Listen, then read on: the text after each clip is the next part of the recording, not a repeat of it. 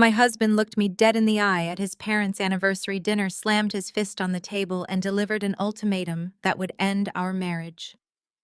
Apologize to my racist brother-in-law right now or pack your bags and leave. He thought I would cry. He thought I would fold. Instead, I unbuckled our 2-year-old son from his high chair, walked out of that 5-star restaurant, and bought 2 one-way international tickets. By the time my husband realized his entire world had been liquidated and his key no longer opened our front door, I was already across the Atlantic, and the color completely drained from his face when we finally met again in a corporate boardroom 6,000 miles away. Before I share my story, let me know where you are watching from in the comments. Hit that like button and subscribe to see how they all came to regret their actions. My name is Maya. I am 35 years old, and until that disastrous Saturday evening, I believed my marriage to Jamal was simply going through a rough patch. We had been married for 5 years. We shared a beautiful 2-year-old son named Leo, and from the outside, we were the picture of Black excellence in modern America. Jamal worked as a financial analyst for a mid-sized firm in Atlanta, while I had spent the last decade aggressively climbing the corporate ladder in international acquisitions. I worked 70-hour weeks, navigated intense negotiations, and sacrificed my own comfort to build a solid foundation for our family. But my success was a constant source of quiet resentment in Jamal's family. My parents-in-law, Calvin and Beatrice, had always treated Jamal like a king who could do no wrong. He was their golden child, while his sister Chloe was the family princess. When Chloe married Trent, a white man from a supposedly affluent family, Beatrice practically paraded him around our community. Trent wore bespoke suits, talked loudly about venture capital, and carried himself with an unearned arrogance that set my teeth on edge. The reality, which my in-laws willfully ignored, was that Trent had not held a steady job in 3 years.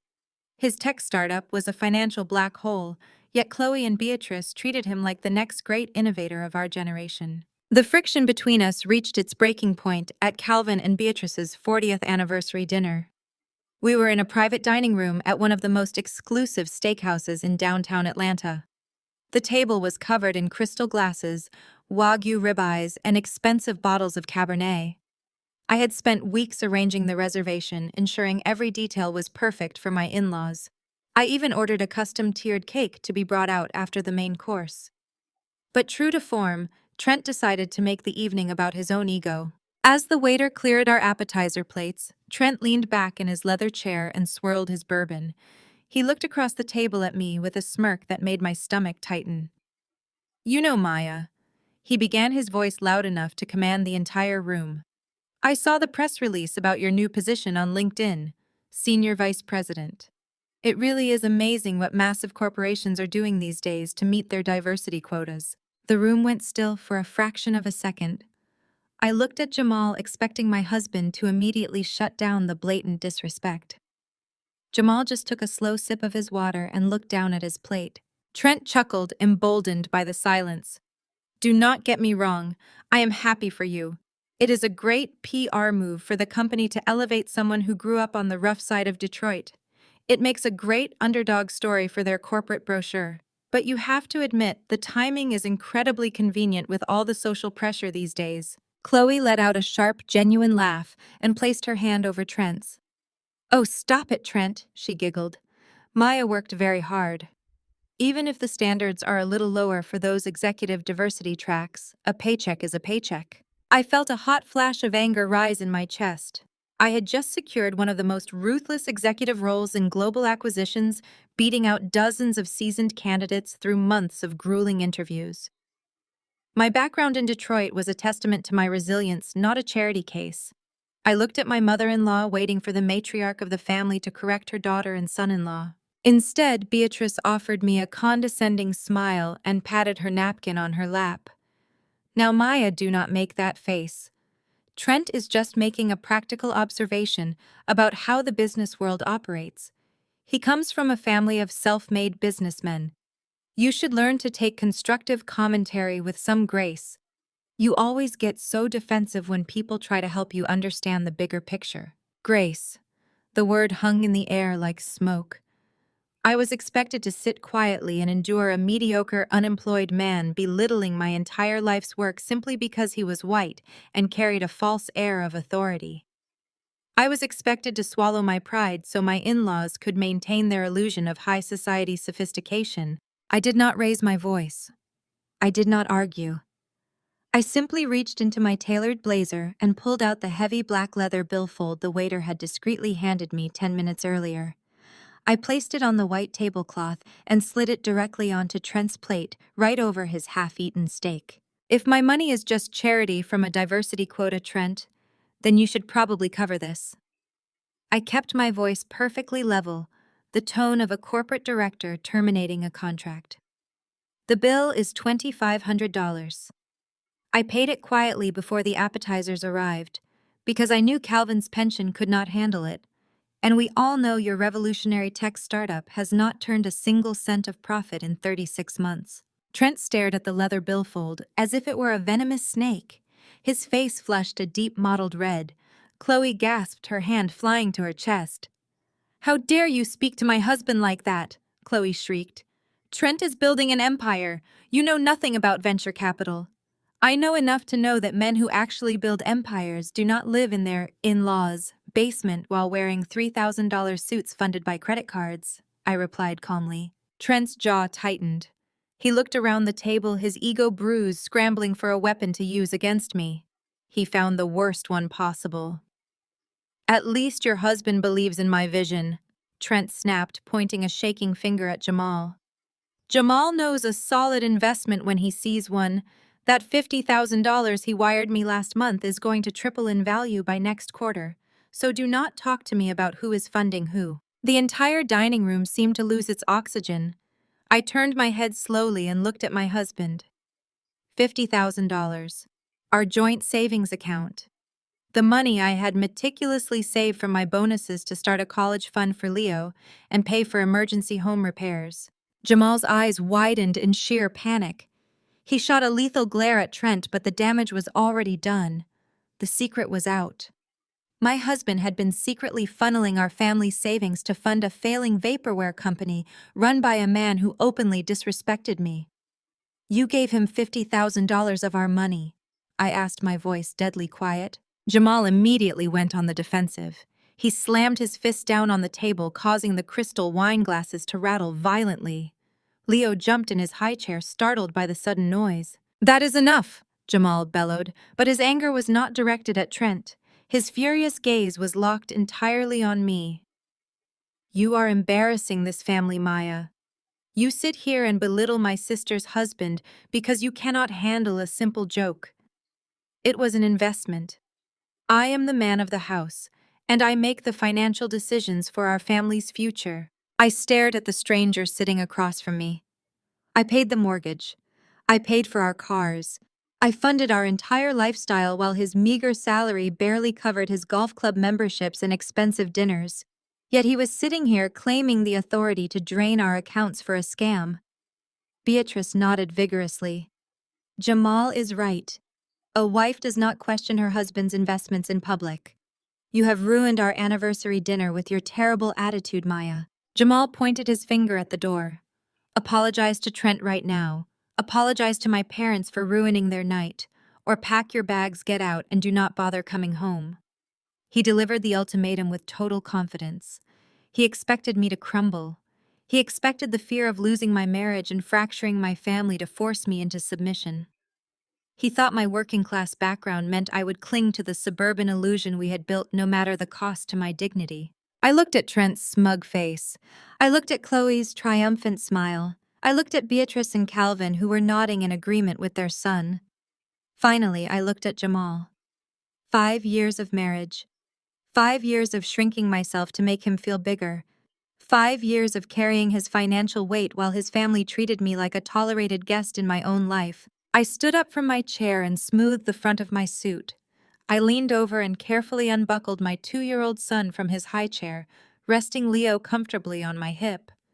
Leo buried his face in my neck, sensing the heavy tension in the room. "I will choose the latter," I said. I turned and walked out of the private dining room. I did not look back when Jamal shouted my name. I did not stop when Calvin told me to sit back down. I walked through the crowded restaurant with my head held high, ignoring the stares of the other patrons. By the time I reached the valet station, the cool evening air hit my face, and a profound sense of clarity washed over me.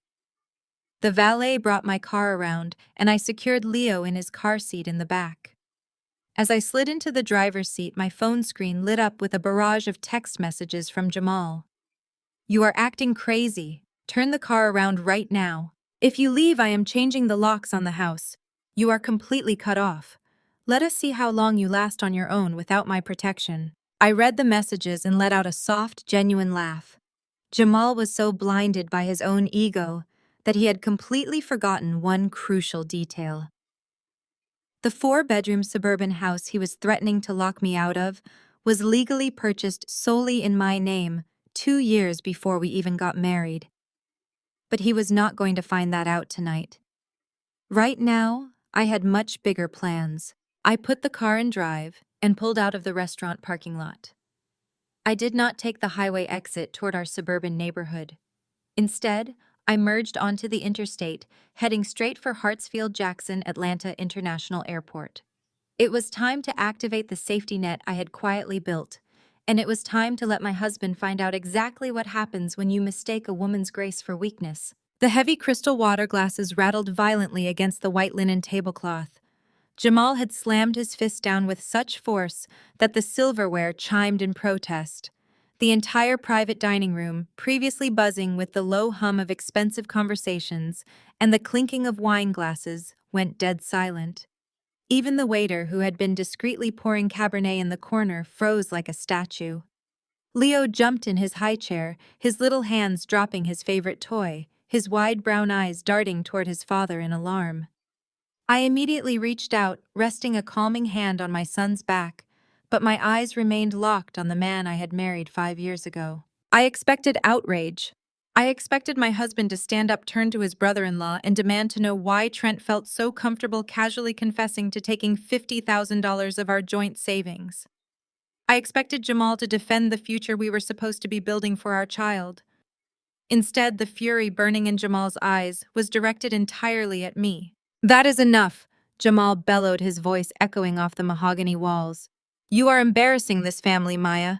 You sit here and belittle my sister's husband because you cannot handle a simple joke." I stared at him, my mind struggling to process the sheer audacity of his pivot. He stole from us, Jamal. I kept my voice dangerously low, acutely aware of the audience we had just acquired. He stood there and bragged about taking the money I saved from my last 3 corporate bonuses.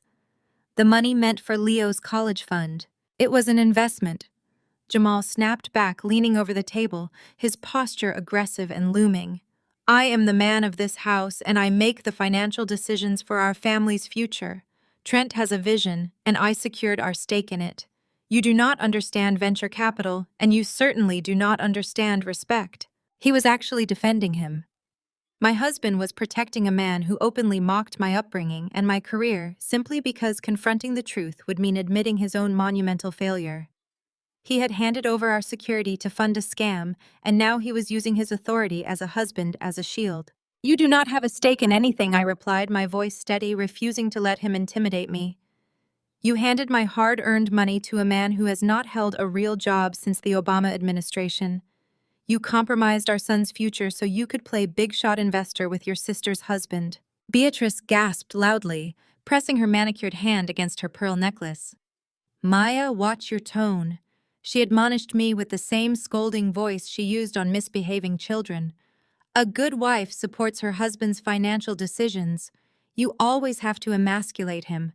You think because you wear a fancy suit and work in an office that you can disrespect the head of your household. Jamal is trying to build generational wealth, and you are acting like a selfish, ungrateful brat over a few dollars." A few dollars. $50,000 of my blood, sweat, and missed bedtimes with my son was just a few dollars to a woman whose own home was heavily mortgaged to pay for her daughter's luxury lifestyle. Calvin cleared his throat, adjusting his tie. "Beatrice is right, Maya. You have been difficult ever since you got that new title. You need to remember your place. Family takes care of family. Trent is family." I looked at Trent. He was sitting back in his chair, swirling his bourbon, a sickeningly triumphant smirk plastered across his pale face. Chloe was sitting beside him, arms crossed, looking at me with pure contempt. They had won. They had successfully drained my accounts, and they had my entire in-law family actively defending the theft. Jamal had completely sold me out to protect his ego in front of people who were actively using him. I looked back at Jamal, the man I had supported through 3 job losses, the man whose car note I paid every month, the man whose very lifestyle was subsidized by the corporate grind he loved to belittle. He looked back at me with a cold, hard dominance, fully expecting me to bow my head and accept my place at the bottom of their hierarchy. He thought I was terrified of losing this marriage. He thought I was terrified of becoming a single black mother. He thought my working-class Detroit background meant I would cling to this suburban illusion we had built, no matter how toxic it became. "Apologize to Trent right now," Jamal ordered, pointing a stiff finger directly at my face.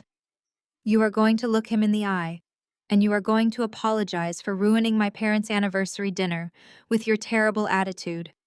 Then you are going to apologize to my parents, or pack your bags, get out, and do not bother coming home." The ultimatum hung in the air, heavy and absolute. Beatrice nodded in firm agreement. Chloe smiled, whispering something into Trent's ear. They all waited for the inevitable breakdown.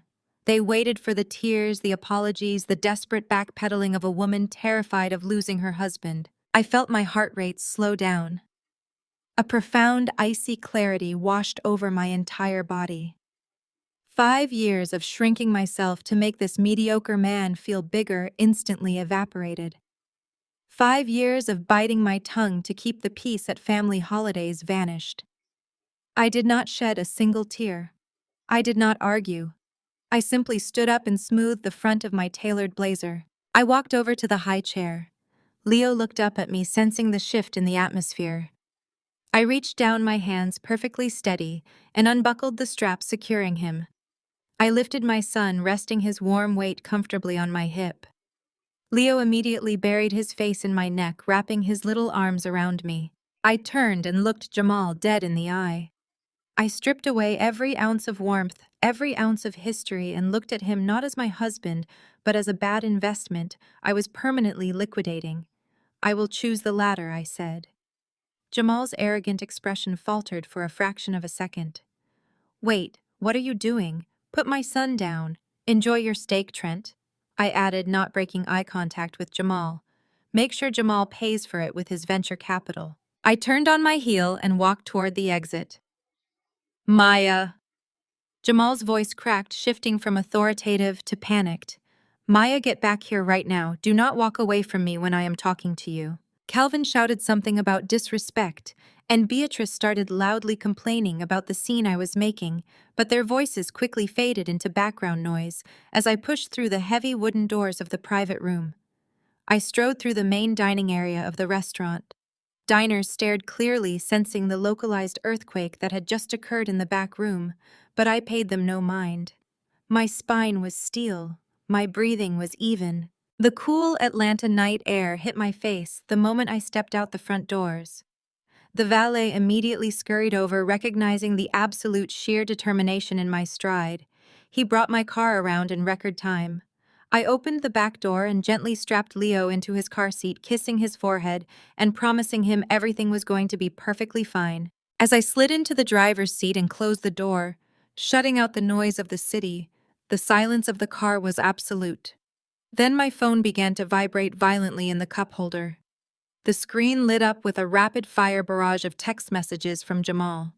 "You are acting crazy. Turn the car around right now. You are embarrassing yourself. If you leave, I am changing the locks on the house tonight. You are completely cut off. Let us see how long you last on your own without my protection. You will be begging to come back by tomorrow." I picked up the phone and read the messages. A slow, genuine smile spread across my face.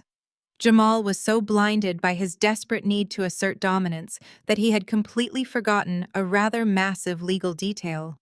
The sprawling 4-bedroom suburban house he was currently threatening to lock me out of was legally purchased solely in my name a full 2 years before we even started dating. He had zero equity. He had zero rights to the property. He was legally nothing more than a tenant, but I was not going to remind him of that tonight. Let him call a locksmith. Let him stand on the porch and play the king of a castle he did not own. He was about to learn a very hard lesson about what happens when you mistake a woman's strategic silence for stupidity. I tossed the phone onto the passenger seat, ignoring the incoming calls that immediately followed the texts. I put the car in drive and pulled out of the valet line, merging smoothly into the downtown traffic. I did not take the highway exit toward our suburban neighborhood. I bypassed our zip code entirely. I pressed my foot down on the accelerator and merged onto the interstate, heading straight for Hartsfield-Jackson Atlanta International Airport. The sliding glass doors of Hartsfield-Jackson International Airport parted, and the rush of air-conditioned wind hit me like a physical release. I adjusted Leo on my hip as we stepped into the bright, chaotic terminal. My son had fallen asleep during the drive, with his small chest rising and falling in a steady rhythm, completely oblivious to the fact that our entire universe was shifting on its axis. I bypassed the crowded domestic terminals without a single glance. My heels clicked against the polished terrazzo floor with a steady military precision as I made a direct line for the British Airways first-class priority check-in desk. My phone had not stopped vibrating since I pulled out of the steakhouse parking lot. It buzzed furiously in my pocket like a frantic mechanical heartbeat that mirrored the desperate panic of the man I was leaving behind. I pulled the device out and glanced at the bright screen. Jamal was unraveling in real time. His messages shifted wildly from explosive rage to absolute condescension, painting a perfect picture of his fragile ego. "Where do you think you are going?" Maya read the first text. "You do not have the cash to check into a hotel tonight. Come back to the restaurant and apologize to Trent right now." When I did not reply, his tone grew significantly darker. "I am the provider of this family." The next message read, "You think your little corporate diversity job is going to keep you afloat. You need my money to survive. Do not make me call the bank and cut off your credit cards. Let us see how long you last on your own, without my protection. You will be crawling back to me by morning begging for forgiveness." I read the words and felt a sharp bark of genuine laughter bubble up in my throat. My husband, the man who had just secretly handed $50,000 of my hard-earned savings to his deadbeat brother-in-law, was threatening to cut me off. He genuinely believed his mediocre salary as a mid-level financial analyst was the glue holding our lives together. He was so thoroughly convinced of his own superiority that he had never bothered to look at the actual numbers in our bank accounts. I stepped up to the gleaming mahogany counter of the priority check-in. The attendant greeted me with a warm, professional smile. "Good evening, madam. Checking in for London Heathrow?" she asked. "Yes," I replied smoothly, sliding my passport and Leo's freshly minted passport across the counter. "Just the two of us tonight." As the agent began typing and processing our tickets, my phone vibrated again. This time, it was not a text from my delusional husband. It was an incoming call from an international number.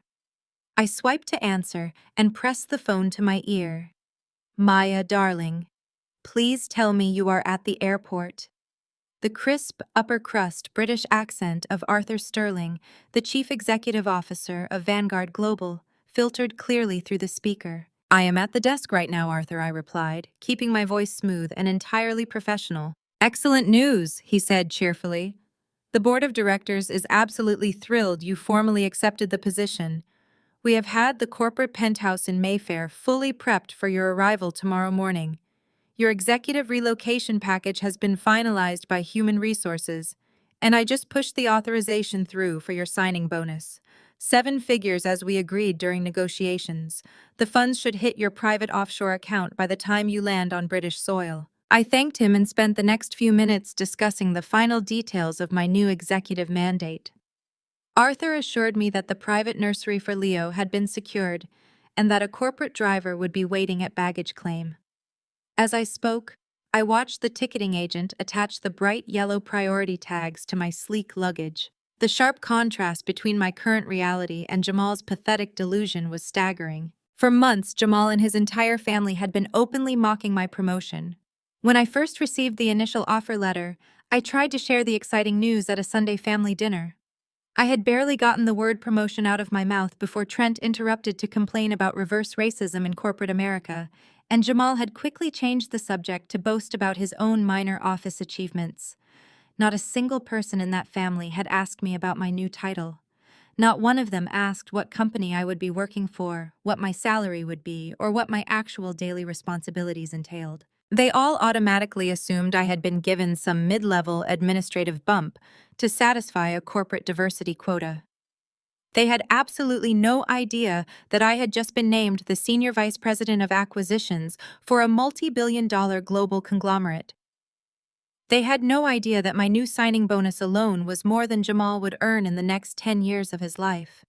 Jamal was so busy trying to keep me small that he entirely missed the fact that I had become an international powerhouse. I ended the call with Arthur feeling an immense sense of validation and absolute power. The ticketing agent handed back my passports along with 2 heavy embossed boarding passes. "You are all set for the first-class cabin, Miss Wilson," the agent said politely. "You have full access to the Concord Lounge until boarding begins in 45 minutes. Have a wonderful and safe flight." I thanked her, settled a sleeping Leo securely into his luxury travel stroller, and made my way toward the private security screening line.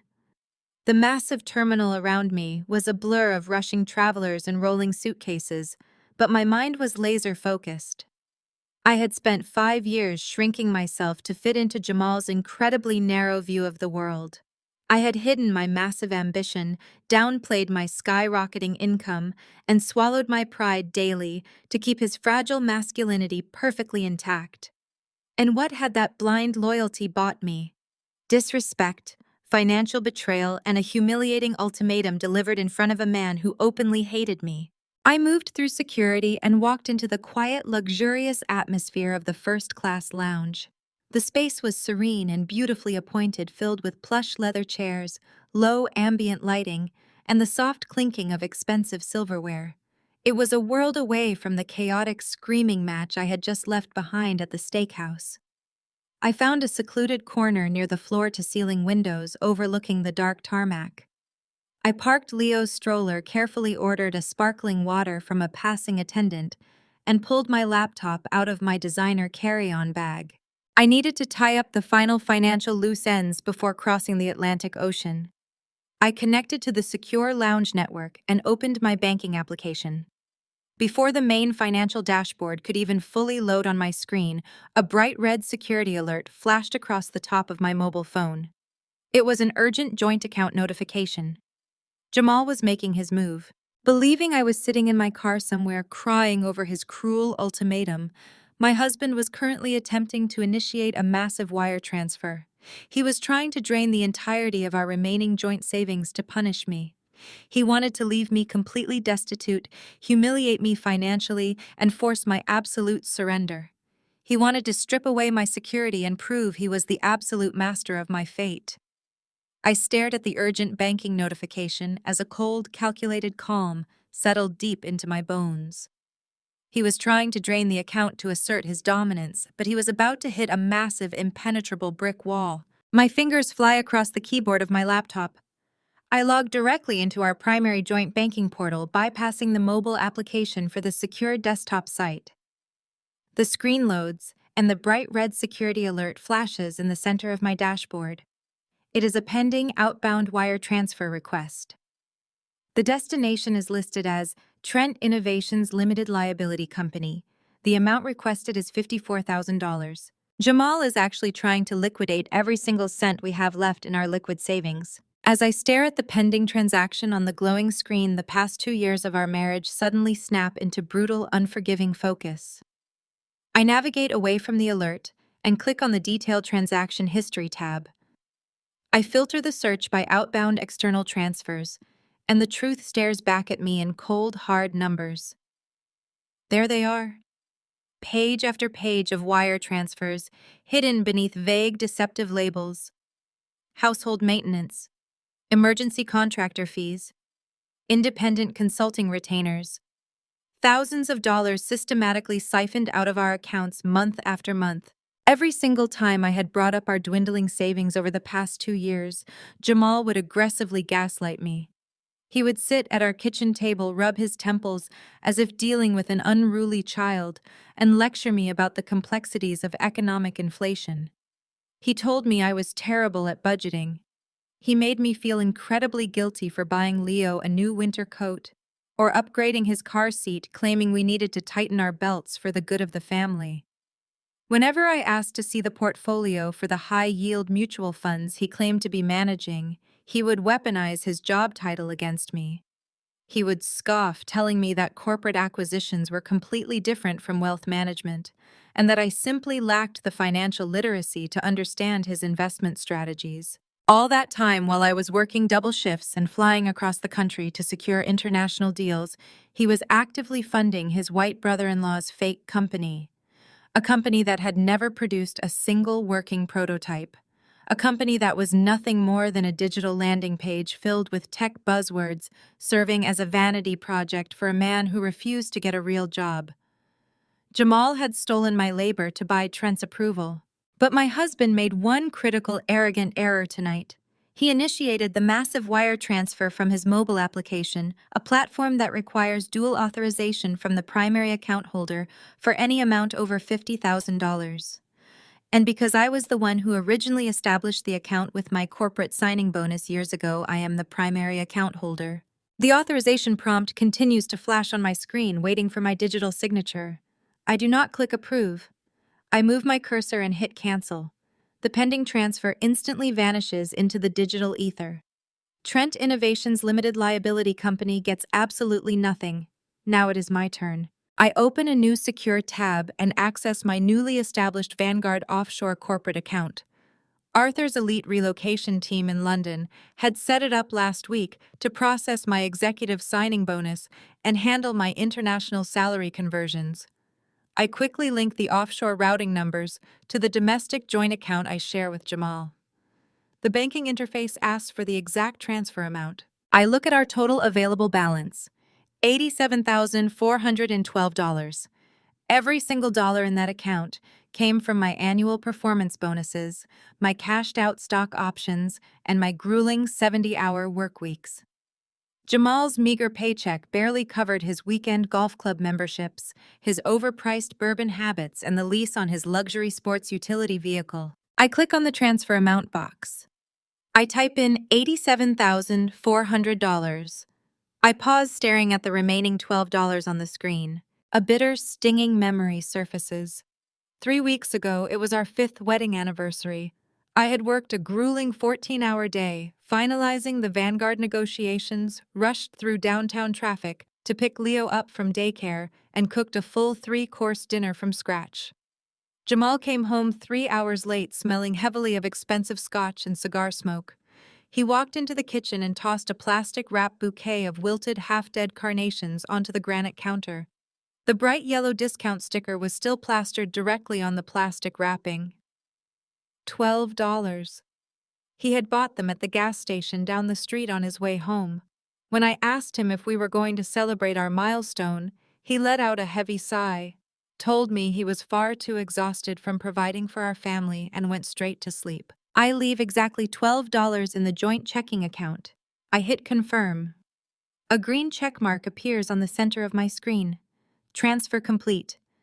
The funds are instantly routed through Vanguard's heavily encrypted financial network, bouncing across international banking servers until they are completely untraceable and untouchable by anyone operating within the United States banking system. The domestic account is practically zeroed out. Jamal is completely locked out of my wealth. I sit back in my plush leather chair, taking a slow, deeply satisfying sip of my sparkling water. The adrenaline coursing through my veins is electric. For 5 long years, I had allowed this deeply insecure man to control the narrative of our lives. I had allowed his parents to treat me like a subordinate who was lucky to be accepted into their family. I had funded their grand delusions of high society status while they openly mocked the very hands that fed them. I close my laptop with a soft click and slide it safely back into my designer carry-on bag. I look over at Leo, who is sleeping peacefully in his stroller, entirely safe from the toxic environment we just escaped. The heavy weight that had been pressing down on my chest for half a decade is entirely gone. My phone lights up again, vibrating fiercely against the glass table. It is not a text message this time. It is an incoming call from Jamal. I sit in the quiet luxury of the first-class lounge and watch his name flash on the bright screen for 3 long rings. I take a deep breath, tap the green accept button, and bring the phone to my ear. I do not say hello. I do not offer a single word of greeting. I just listen. Jamal's voice comes through the speaker, but the arrogant, commanding tone he used to humiliate me at the steakhouse is completely gone. He sounds absolutely frantic. He sounds terrified. He is shouting, struggling to make himself heard over the loud, chaotic background noise of the restaurant. I can hear Beatrice crying hysterically in the distance. I can hear Calvin yelling at a waiter and Trent loudly trying to smooth talk someone in authority. The card declined. Jamal stammers his breath, catching painfully in his throat. Maya, what did you do? The manager is standing right here. He is holding my card and threatening to call the police on my parents. The heavy crystal water glasses rattled violently against the white linen tablecloth.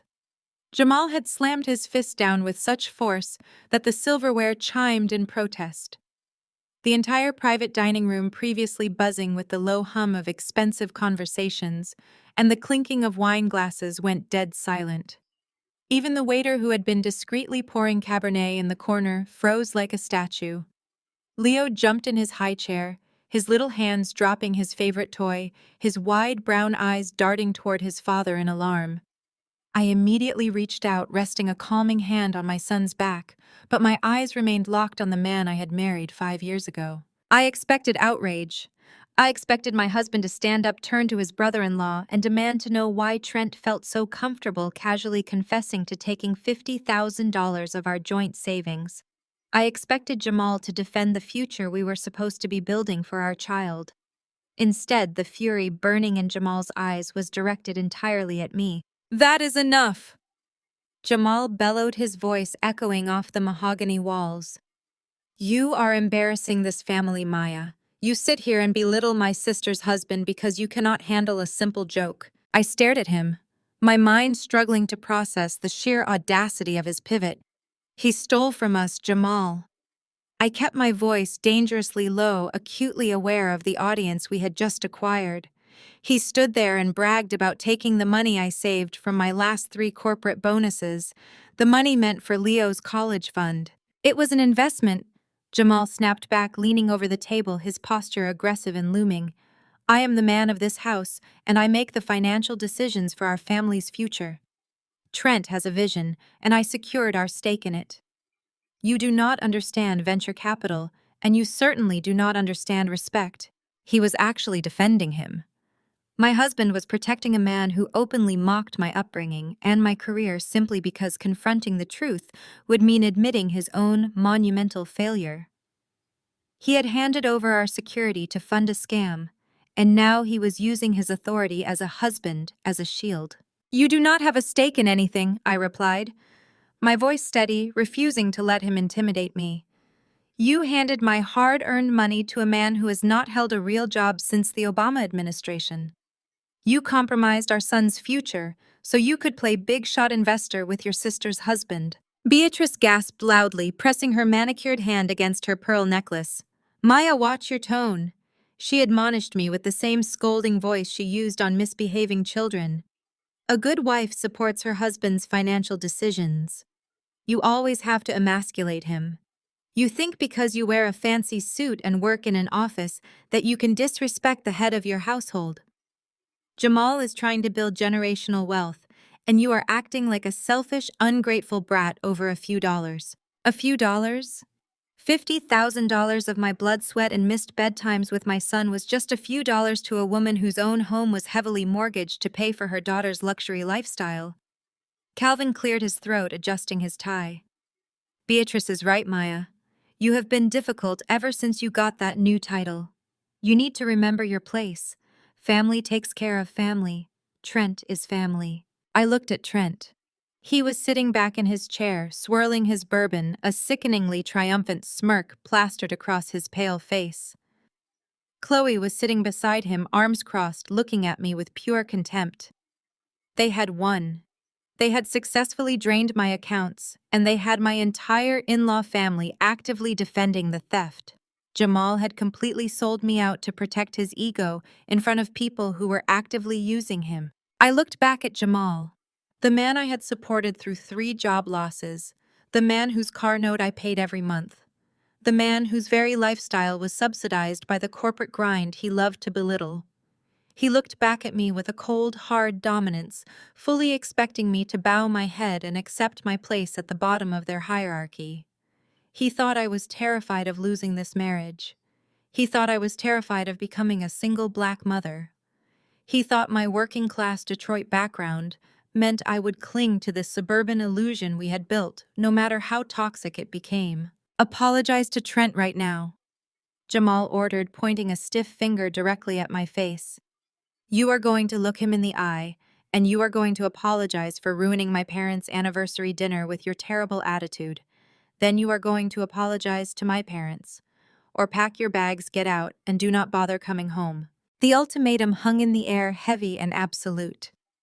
Beatrice nodded in firm agreement. Chloe smiled, whispering something into Trent's ear. They all waited for the inevitable breakdown. They waited for the tears, the apologies, the desperate backpedaling of a woman terrified of losing her husband. I felt my heart rate slow down. A profound, icy clarity washed over my entire body.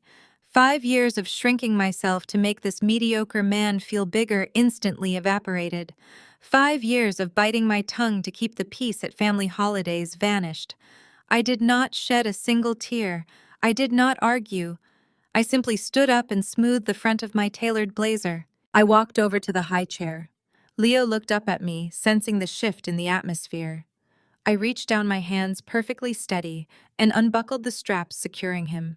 I lifted my son, resting his warm weight comfortably on my hip. Leo immediately buried his face in my neck, wrapping his little arms around me. I turned and looked Jamal dead in the eye.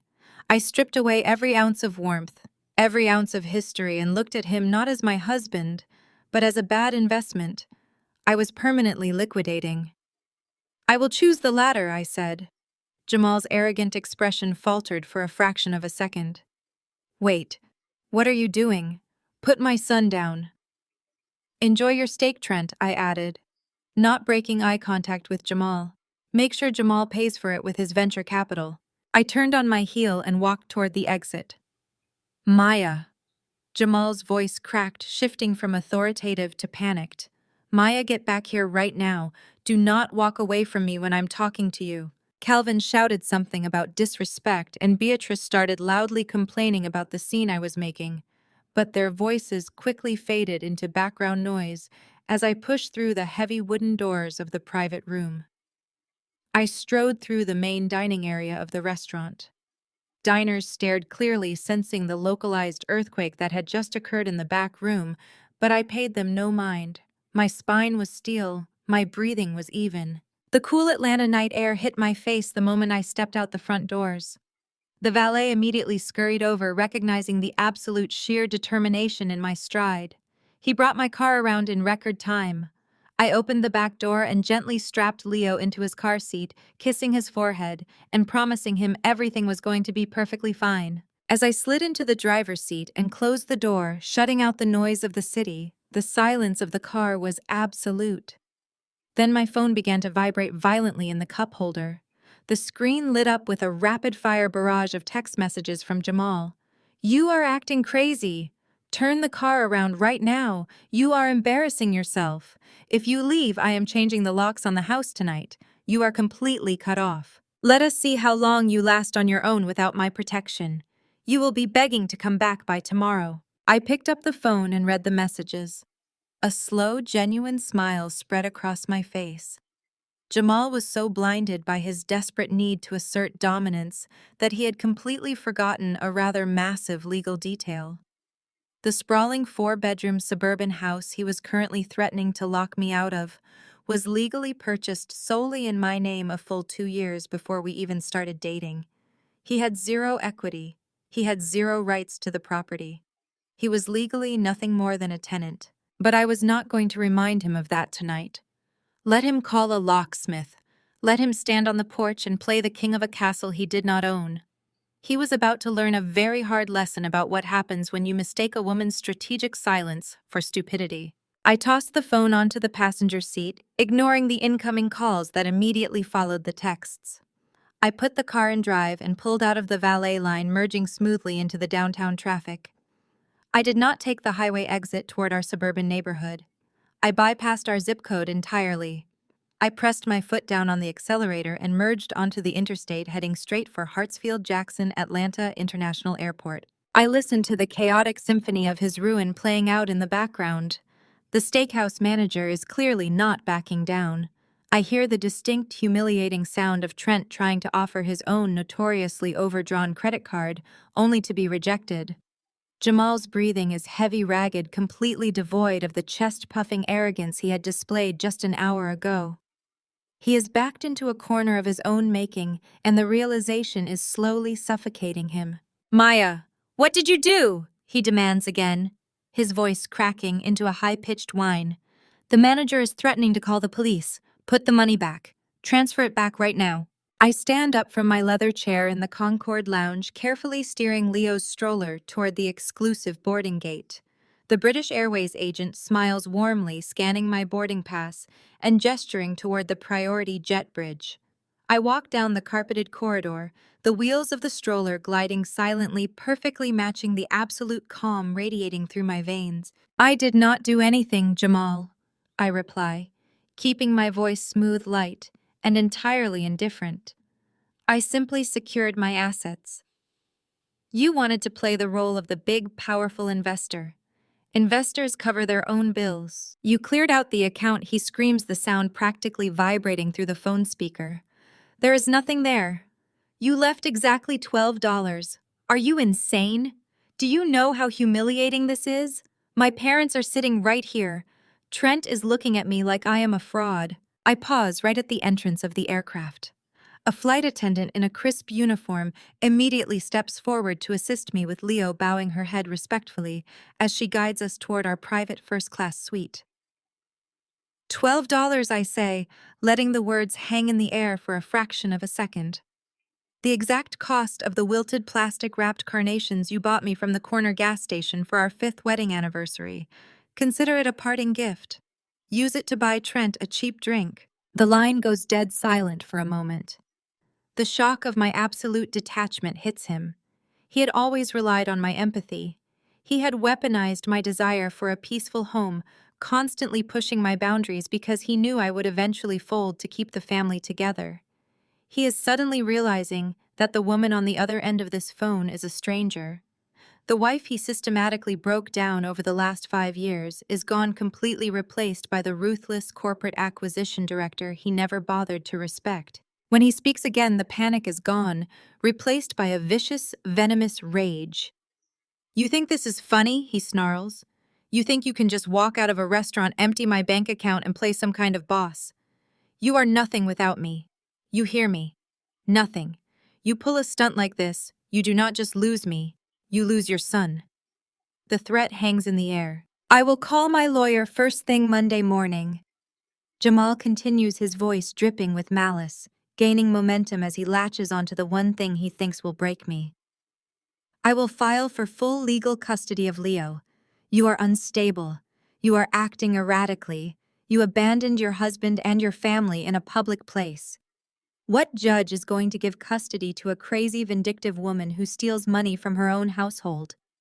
I will drag your name through the mud, Maya. I will take my son, and I will leave you with absolutely nothing." I settle into the massive plush seat of the first-class cabin. The flight attendant discreetly hands me a warm, lavender-scented towel and a flute of chilled champagne. I wipe my hands, take a sip of the crisp wine, and smile. Jamal's threat does not instill a single ounce of fear in my heart.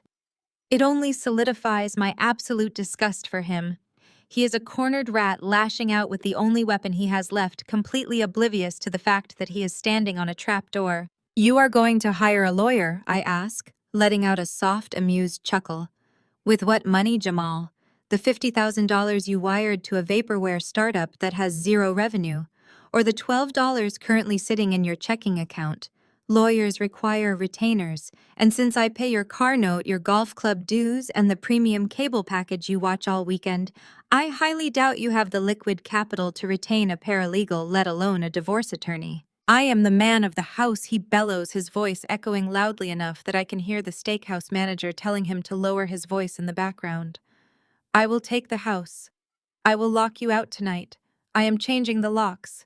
You will be sleeping on the street. I take another slow sip of champagne. I look out the oval window at the tarmac lights glowing in the dark Atlanta night. You really should pay more attention to the paperwork you signed, Jamal, I say, my voice dropping to a deadly corporate chill. You cannot change the locks on a property you do not own. The line goes completely quiet. I can practically hear the gears grinding in his head as he desperately tries to process the information. I bought that 4-bedroom house in the suburbs 2 years before we ever walked down the aisle. I continue meticulously laying out the facts like a prosecutor closing a case. My name is the only name on the deed. My name is the only name on the mortgage. You have zero equity in that property. You are by all legal definitions a tenant. A tenant who just received a verbal eviction notice. You are lying. He breathes out, the false bravado completely shattered. I am calling my real estate broker tomorrow morning, I state, ignoring his desperate denial. The house is going on the market immediately. I have already authorized a cleaning crew and a staging company to arrive on Tuesday. You have exactly 48 hours to pack your cheap suits, your golf clubs, and whatever remaining dignity you have left and vacate my property. If you are still inside that house by Wednesday morning, I will have the local sheriff physically remove you for trespassing. Maya, wait! Jamal stammers, the reality of his utter ruin finally crashing down on him. Maya, please, let us just talk about this. You are overreacting. We can fix this. Just transfer the money back so I can pay this bill. My parents are crying. Please. The overhead speakers chime softly in the cabin. The lead flight attendant's voice echoes through the plush space. Ladies and gentlemen, the cabin doors are now closed and secured. Please ensure all electronic devices are switched to airplane mode as we prepare for our departure to London Heathrow. Did you hear that, Jamal? I ask softly. Hear what? Where are you, Maya? Where the hell are you? Yeah. I am leaving the country. I reply, the absolute finality of the statement tasting incredibly sweet on my tongue. Have a wonderful life living in Trent's basement. I do not wait for his response. I do not listen to the pathetic, desperate shouting that erupts from the speaker. I pull the phone away from my ear, press the red button to end the call, and immediately switch the device to airplane mode. The screen goes dark, cutting off his access to me forever. I place the phone on the polished mahogany console next to my champagne flute. The heavy thrust of the aircraft engines begins to rumble beneath the floorboards, pushing us smoothly back from the gate. I reach into my leather carry-on bag and pull out a thick, cream-colored folder embossed with the silver Vanguard Global crest. I open the heavy cardstock cover and stare down at the pristine executive contract. The bold ink spells out my new reality. Senior Vice President of Acquisitions. The massive salary figure, the guaranteed 7-figure signing bonus, the corporate housing allowance for a luxury penthouse in Mayfair. I run my fingers over my own signature at the bottom of the page. Jamal had thought he could keep me trapped in his shadow. He thought he could steal my hard-earned money, humiliate me in front of his toxic family, and force me into a life of quiet submission. He had bet everything on the assumption that I was weak. As the massive aircraft lifts off the runway, leaving the glittering lights of Atlanta and my disastrous marriage thousands of feet below, I look down at my sleeping son. We are entirely free. The dead weight is gone. I lean back against the plush headrest, close my eyes and smile as we fly into a future built entirely on my own terms. The descent into London Heathrow was entirely smooth, the massive aircraft slicing through the thick gray morning fog of the English capital.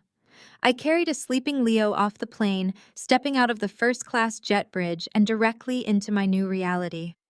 There were no customs lines for us, no exhausted struggles at baggage claim. A Vanguard Global representative, impeccably dressed in a tailored charcoal suit, was waiting with a discreet silver placard. We were ushered through a VIP fast-track corridor and deposited into the plush, heated leather seats of a waiting Bentley. The drive into central London was a blur of historic stone architecture and sleek modern glass, reflecting the weak morning sun.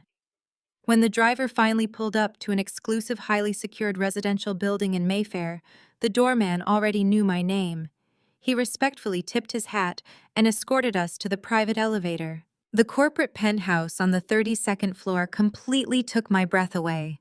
Floor-to-ceiling windows offered an unobstructed panoramic view of the River Thames, the London Eye standing like a silent sentinel in the distance.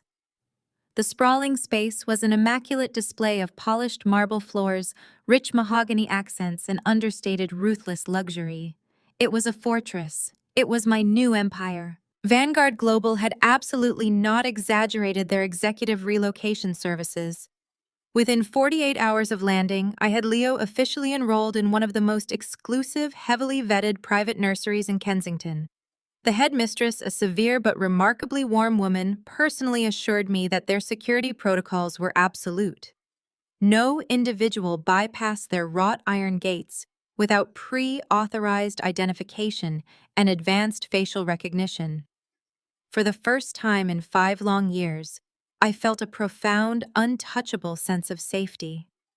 I spent my weekend organizing my new designer wardrobe, setting up my home office overlooking the river, and breathing in the rare, unpolluted air of total independence. Peace, however, is rarely permanent when dealing with desperate people. Monday morning arrived. I stood in my marble kitchen, fastening the gold cuffs of my navy blue silk blouse, taking a slow sip of a dark, bitter espresso.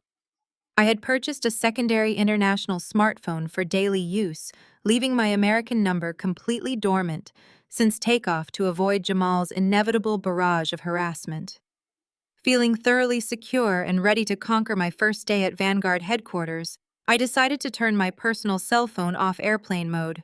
I expected a backlog of angry, demanding texts from my soon-to-be ex-husband.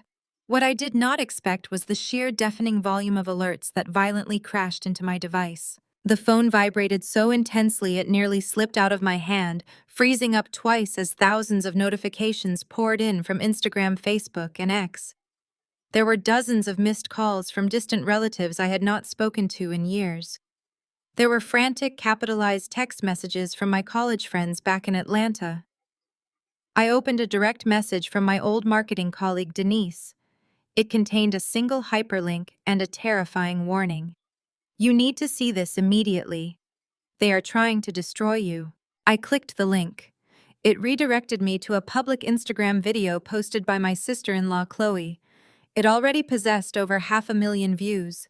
The video started with Chloe sitting on the edge of her perfectly made bed, staring directly into the camera lens. She wore absolutely no makeup, her hair was intentionally unkempt, and her eyes were bright red and swollen.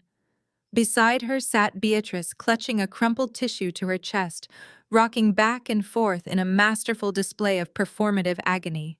"Please," Chloe began, her voice trembling with highly manufactured terror. "We need the public's help. My sister-in-law Maya Wilson has kidnapped my 2-year-old nephew." My blood ran ice cold as the video continued to play.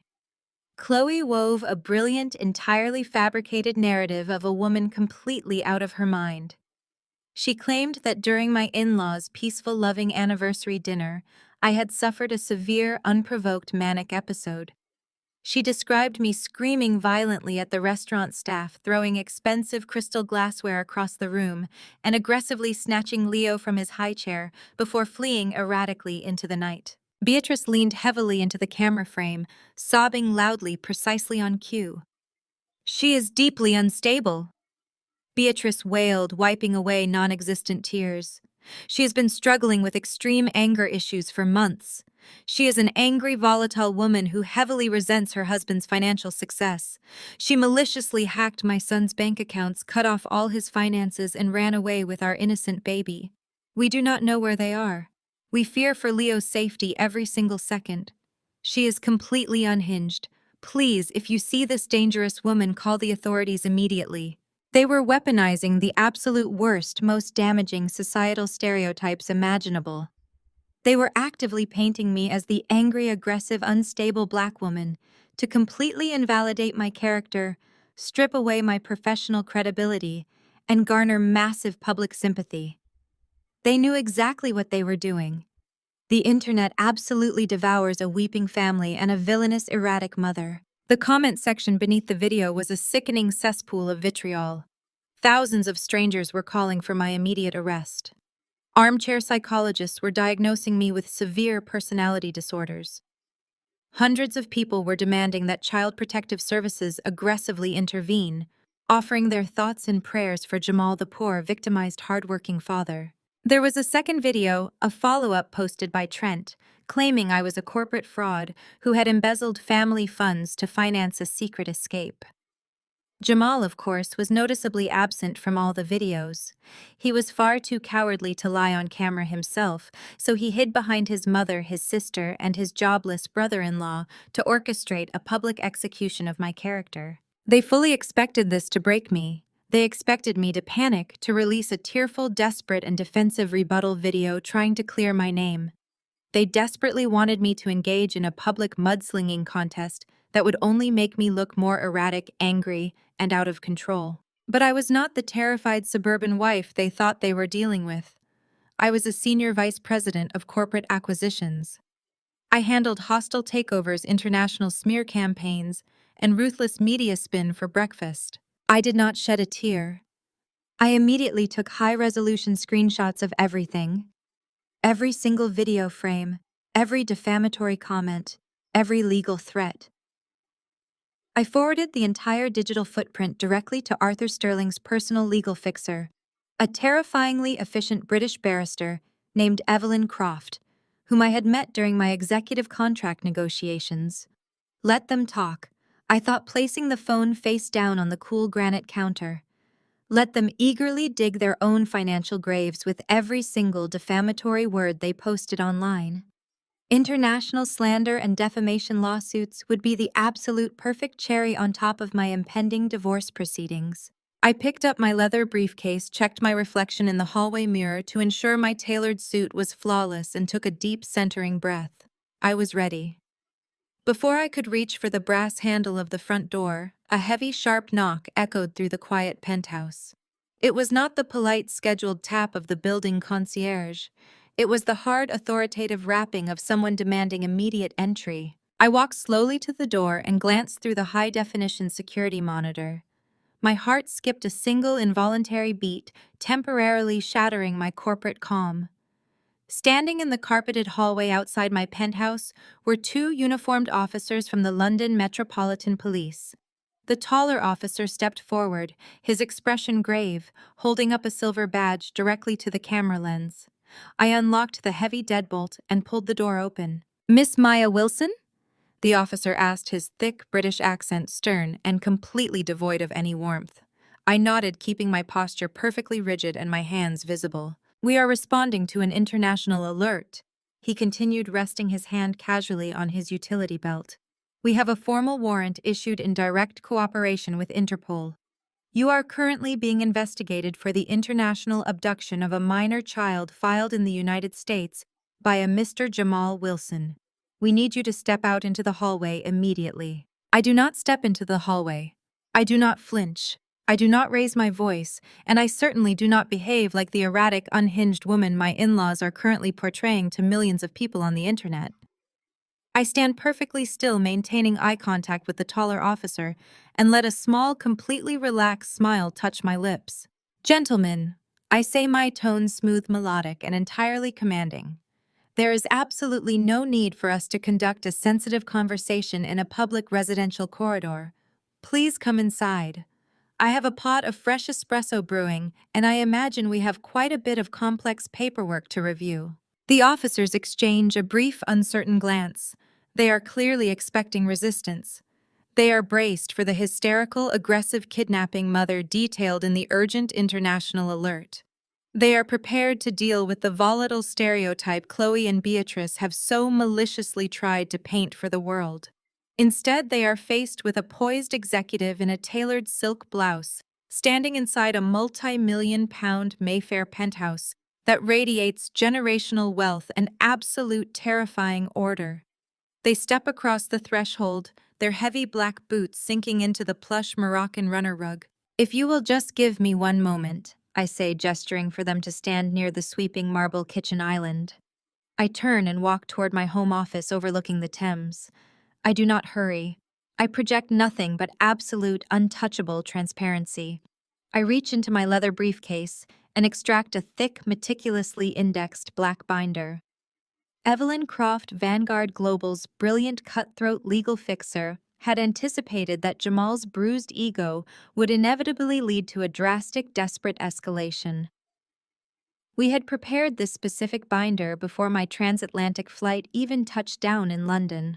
I returned to the kitchen and placed the heavy binder on the granite counter directly in front of the officers. I flip it open to the first tab, smoothing the page flat. My name is Maya Wilson, I state, clearly looking between the two men. My son Leo is currently asleep in the private nursery down the hall. What you are looking at in Section 1 are our valid current passports, my Tier 2 corporate executive visa, and Leo's dependent visa, all legally authorized, vetted, and processed by the British government. The taller officer steps forward and begins to examine the documents. I watch his rigid, combative posture slowly soften into professional curiosity. I flip to the second tab. In Section 2, you will find our marriage certificate and, most importantly, a certified notarized legal brief from my attorneys, confirming that there is absolutely no formal custody agreement, separation agreement, or divorce decree filed in any jurisdiction within the United States. Without a court-ordered custody arrangement under the Hague Convention and both U.S. and U.K. law, either parent retains the absolute legal right to travel internationally with their child. There is no abduction here, officers. There is no crime. There is only a mother relocating for a highly publicized corporate executive promotion and a deeply embittered husband attempting to weaponize your badge. I turn to the third and final tab before they can even process the legal weight of the second. And finally, should my husband attempt to claim he was entirely unaware of our departure, Section 3 contains copies of the formal notarized letters I sent to the state of Georgia, along with the digital read receipts of the emails sent to Jamal's personal and professional accounts 48 hours ago. These documents notify him of our permanent relocation to the United Kingdom. He knew exactly where we were going. He knows exactly why we left. As the younger officer begins taking furious notes, muttering something under his breath about a monumental waste of international resources, I cross my arms and watch them. Jamal's entire strategy was deeply pathetic, but it was also entirely predictable. He genuinely believed he could weaponize international law enforcement the exact same way he had weaponized his parents his entire life. Calvin and Beatrice had spent 3 decades treating Jamal like a fragile, infallible king who could do absolutely no wrong. They had spent years conditioning him to believe that reality was completely flexible as long as you cried loud enough, played the victim, and pointed the finger at someone else. I vividly remember the night Jamal was fired from his second financial firm for deliberately falsifying his expense reports. He had stolen from his own company to fund expensive dinners and golf outings with his friends to maintain his false image. When he came home in tears, terrified of facing criminal charges, Calvin had immediately blamed the firm's toxic corporate culture. He claimed they were targeting his son. Beatrice had quietly drained her own emergency savings to pay off the stolen funds, ensuring the company swept the theft under the rug to avoid a scandal. She had then looked me dead in the eye, handed me a plate of dinner, and told me I needed to work overtime to cover the mortgage because Jamal was suffering from severe occupational stress. They constantly covered his lies. They constantly absorbed his failures. They expected me to be the silent, grateful workhorse who carried his dead weight while he paraded around, playing the role of a successful, dominant provider. Jamal fully expected the London Metropolitan Police to act exactly like his mother. He expected them to take his hysterical lies as absolute gospel, punish the woman who dared to defy him, and physically return his stolen property to him. The taller officer closes the binder. He lets out a long, heavy sigh, the specific kind of sigh reserved for seasoned professionals who realize they have been used as pawns in a bitter, vindictive domestic dispute. Miss Wilson, he says, his tone shifting entirely from authoritative suspicion to deep professional apology. I must apologize for the intrusion. It is glaringly obvious that your husband has filed a fraudulent report in a desperate attempt to manipulate international authorities. We will contact Interpol and the United States State Department immediately to have this alert formally rescinded. Your husband will likely face severe legal repercussions stateside for filing a false international child abduction report. Thank you, officers, I reply, walking them back toward the heavy oak door. I appreciate your time, your thoroughness, and your professionalism. The heavy door clicks shut behind them. I slide the deadbolt into place. The pristine, insulated silence of the penthouse washes over me once again. I let out a long, triumphant breath, feeling the absolute power of my reality sink in. In less than 24 hours, Jamal had attempted to drain my bank accounts publicly, destroy my reputation with an insidious social media smear campaign, and weaponize the police to steal my child.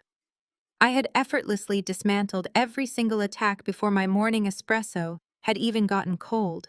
I walk back to the kitchen island, feeling an immense surge of untouchable peace. But as I pick up my porcelain cup, a sharp, distinctive chime echoes from my open laptop. I glance at the screen. A priority email has just bypassed my newly established military-grade corporate security filters. The sender name is Jamal Wilson. The subject line reads in all capital letters, "You thought you won." I click the email open. The text is brief, erratic, and dripping with a manic, unearned confidence. The London police just called to tell me they closed the case, Jamal writes. You think your little legal binder makes you untouchable. You think moving to London makes you a god. I was trying to do this the easy way, Maya. I was trying to give you a chance to come home, apologize, and be a real wife to me. But now you are going to pay for humiliating my family. Trent's startup just went public. The $50,000 I invested is about to explode. I am retaining the most vicious, expensive international custody lawyers in America. I am going to use my newfound wealth to rip Leo from your arms, destroy your corporate reputation, and bleed you completely dry. See you in court. I stare at the glowing screen, blinking slowly as the sheer, unadulterated absurdity of his threat washes over me. Trent's Vaporware Company, an entity with no actual product, zero consumer base, and a CEO who lived in his mother-in-law's basement, had magically gone public. Jamal was financially illiterate enough to believe he had just struck gold, completely unaware that he had just openly confessed in writing to funding a massive illegal pump and dump scheme. He thought he was playing a trump card, but all he had done was hand me the exact ammunition I needed to completely annihilate him. I scroll down my eyes, tracking the blocks of aggressive text glowing on my laptop screen. Jamal is completely unhinged, typing with the frantic, desperate energy of a man who has lost all control of his immediate reality and is grasping blindly for a lifeline. His words are meant to terrify me, to force me into submission through sheer financial intimidation. You actually thought you were the only one making moves, Maya. The email continues. You thought you could just steal my son, humiliate my parents, and leave me with $12? But you never saw the big picture. You never understood what Trent and I were building. You were always too small-minded to grasp real wealth. Well, Trent Innovations Limited Liability Company just secured the meeting of a lifetime. A massive European conglomerate has reviewed our preliminary portfolio and invited us for an exclusive pitch meeting next week. We are walking into a guaranteed $10 million Series A funding round. I let out a sharp, genuine laugh that echoes through the quiet expanse of my London penthouse. $10 million. Trent and Jamal were flying high on a delusion so spectacular it bordered on clinical insanity. For the past 2 years, I had watched Trent operate his so-called company from the corner booth of the local coffee shop. He did not possess a single line of proprietary code. He had no functional software, no consumer base, and absolutely no engineering team. His entire business model consisted of a sleek, expensive website populated with stolen stock photos and dense, meaningless technological buzzwords like synergistic blockchain optimization and decentralized cloud integration. I remember walking into my own kitchen 3 months ago after a grueling 14-hour workday, only to find Jamal and Trent draining my expensive bottles of imported red wine. They were spreading out printed graphs on my kitchen island using my premium printer ink to construct this very pitch deck. When I gently suggested that venture capitalists usually require an actual functioning prototype before handing over millions of dollars, Trent had scoffed loudly. He told me that corporate drones like me simply did not understand the visionary nature of disruptive technology. Jamal had immediately backed him up, warning me not to infect their billion-dollar mindset with my working-class pessimism. Now reading this email, I can see exactly how Jamal's mind is working. He has convinced himself that this phantom $10 million deal is already signed, sealed, and delivered. He is spending the money in his head, using it as a psychological weapon to regain his shattered dominance. As a primary silent partner, my equity stake guarantees me a massive payout. Jamal writes his arrogance practically dripping from the digital font. I'm going to be a multimillionaire by the end of the month, Maya. And do you know what the very first thing I am going to purchase is? I am hiring the most vicious, bloodthirsty, expensive international family law attorneys on the Eastern Seaboard. I am going to use my new wealth to completely bury you in litigation. I will prove to a judge that you are an unstable, erratic, vindictive woman who kidnapped a child across international borders. I am going to strip you of your parental rights. I will take full legal and physical custody of Leo, and I will leave you absolutely destitute. You will be paying me alimony for the rest of your miserable, pathetic life. The threat is visceral, calculated to strike at the absolute core of any mother's heart. He wants me to picture my child being ripped from my arms. He wants me to imagine standing in a sterile courtroom, completely outgunned by his supposed new fortune, watching him walk away with my entire world. He expects me to reply immediately, begging for mercy, pleading with him to drop the lawyers offering him the house, my savings, anything he wants, just to keep my son. I do not reply. I do not feel fear. I only feel a profound clinical fascination with his complete and utter stupidity. I scroll to the final paragraph of his email. He simply could not resist gloating. He could not resist rubbing his supposed victory in my face by providing the exact specific details of his impending triumph. We fly out on Sunday, Jamal concludes. We have an executive boardroom reserved. Once Vanguard Global signs that term sheet, your life as you know it is over. Enjoy your last few days with my son. I stop breathing for a fraction of a second. My eyes lock onto the two capitalized words sitting perfectly in the center of his final sentence. Vanguard Global. I read the words again, tracing the letters on the high-definition screen, just to be absolutely certain my mind is not playing a trick on me. Vanguard Global. The massive European conglomerate that Trent Innovations Limited Liability Company is allegedly pitching to. The conglomerate that is supposedly going to hand my deadbeat brother-in-law and my financially illiterate husband a $10 million check. I slowly push my chair back from the kitchen island. My bare feet move silently across the cold marble floor as I walk toward the massive custom-built mahogany desk in my home office. The morning fog has finally cleared over the River Thames, allowing a sharp, brilliant beam of sunlight to cut directly through the floor-to-ceiling windows, illuminating the pristine surface of my workspace. Sitting in the exact center of the desk is a heavy velvet-lined box, Arthur Sterling's executive welcome gift. I reach out and open the lid. Inside, resting on a bed of dark silk, are my newly minted corporate business cards. They are printed on imported extra-thick cardstock, the edges gilded in brushed silver. The raised, embossed ink is sharp and flawless. I pick one up, feeling the heavy, expensive weight of it between my thumb and index finger. Maya Wilson, Senior Vice President of Acquisitions, Vanguard Global. A slow, terrifying smile begins to spread across my face, starting at the corners of my mouth and reaching all the way to my eyes. Vanguard Global does not hand out $10 million investments blindly. Vanguard is a predatory apex predator in the international market, renowned for acquiring vulnerable companies, gutting their assets, and completely dismantling fraudulent competitors. Arthur Sterling had actively recruited me specifically for my reputation as a ruthless corporate interrogator.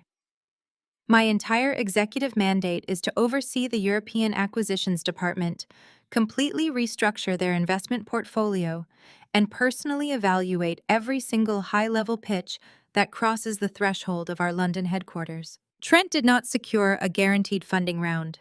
Trent likely spammed his buzzword-filled pitch deck to 100 different international investment firms, and Vanguard's automated screening algorithm simply flagged it as a potential acquisition target. The initial invitation was just a standard corporate formality, a preliminary step to see if the company held any viable intellectual property worth stealing.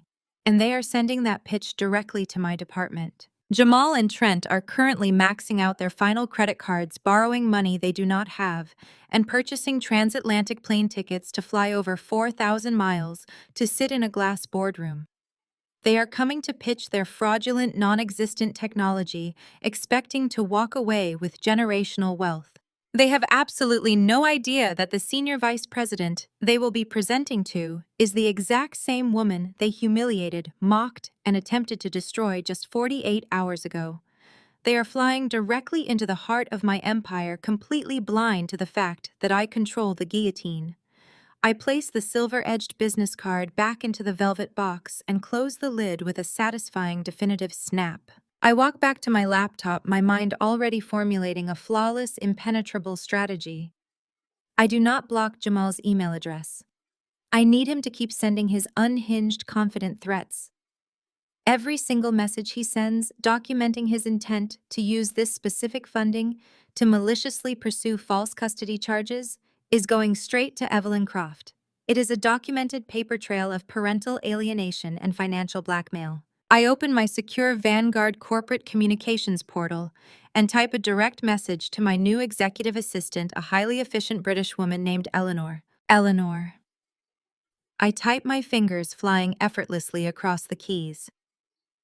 Please pull the preliminary file for an upcoming pitch from an American firm operating under the name Trent Innovations, LLC. They are scheduled for a Series A presentation next week. Flag this file for my personal direct review. Ensure that I am the sole executive presiding over their boardroom presentation. And please arrange for full video and audio recording in the room.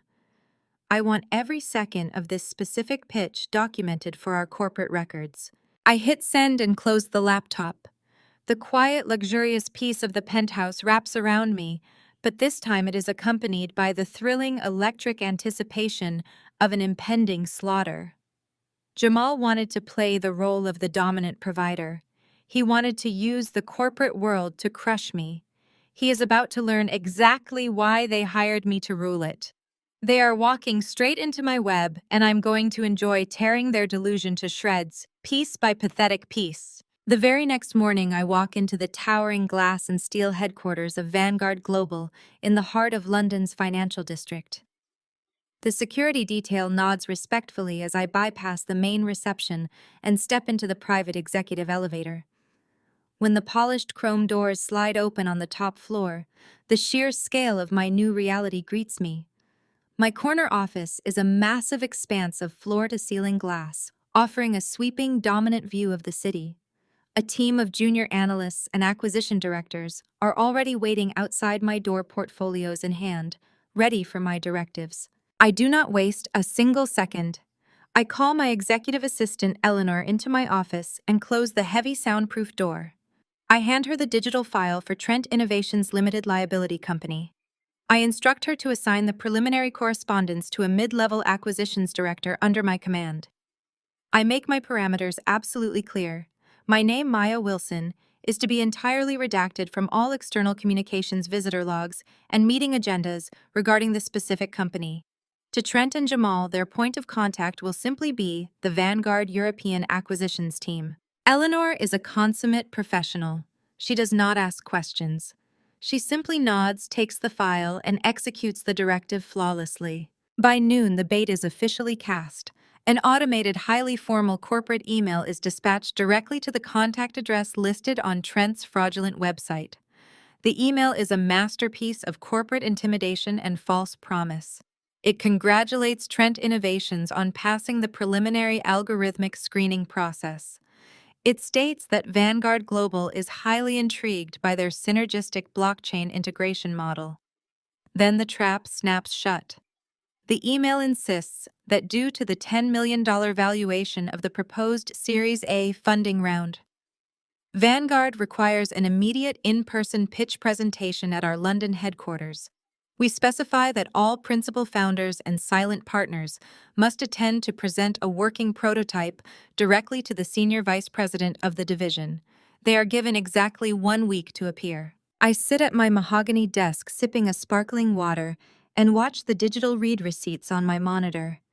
The email is opened in Atlanta at exactly 8 o'clock in the morning Eastern Standard Time. It is opened again 3 minutes later. Then again. I can practically envision Trent and Jamal sitting in my former kitchen frantically refreshing the screen, their eyes wide with the intoxicating thrill of unearned victory. 12 minutes later, Vanguard receives an overly eager, grammatically questionable reply from Trent, confirming their absolute readiness to fly to London. They took the bait. They swallowed the hook whole. But there is a glaring, massive logistical problem standing between their grand delusion and my London boardroom.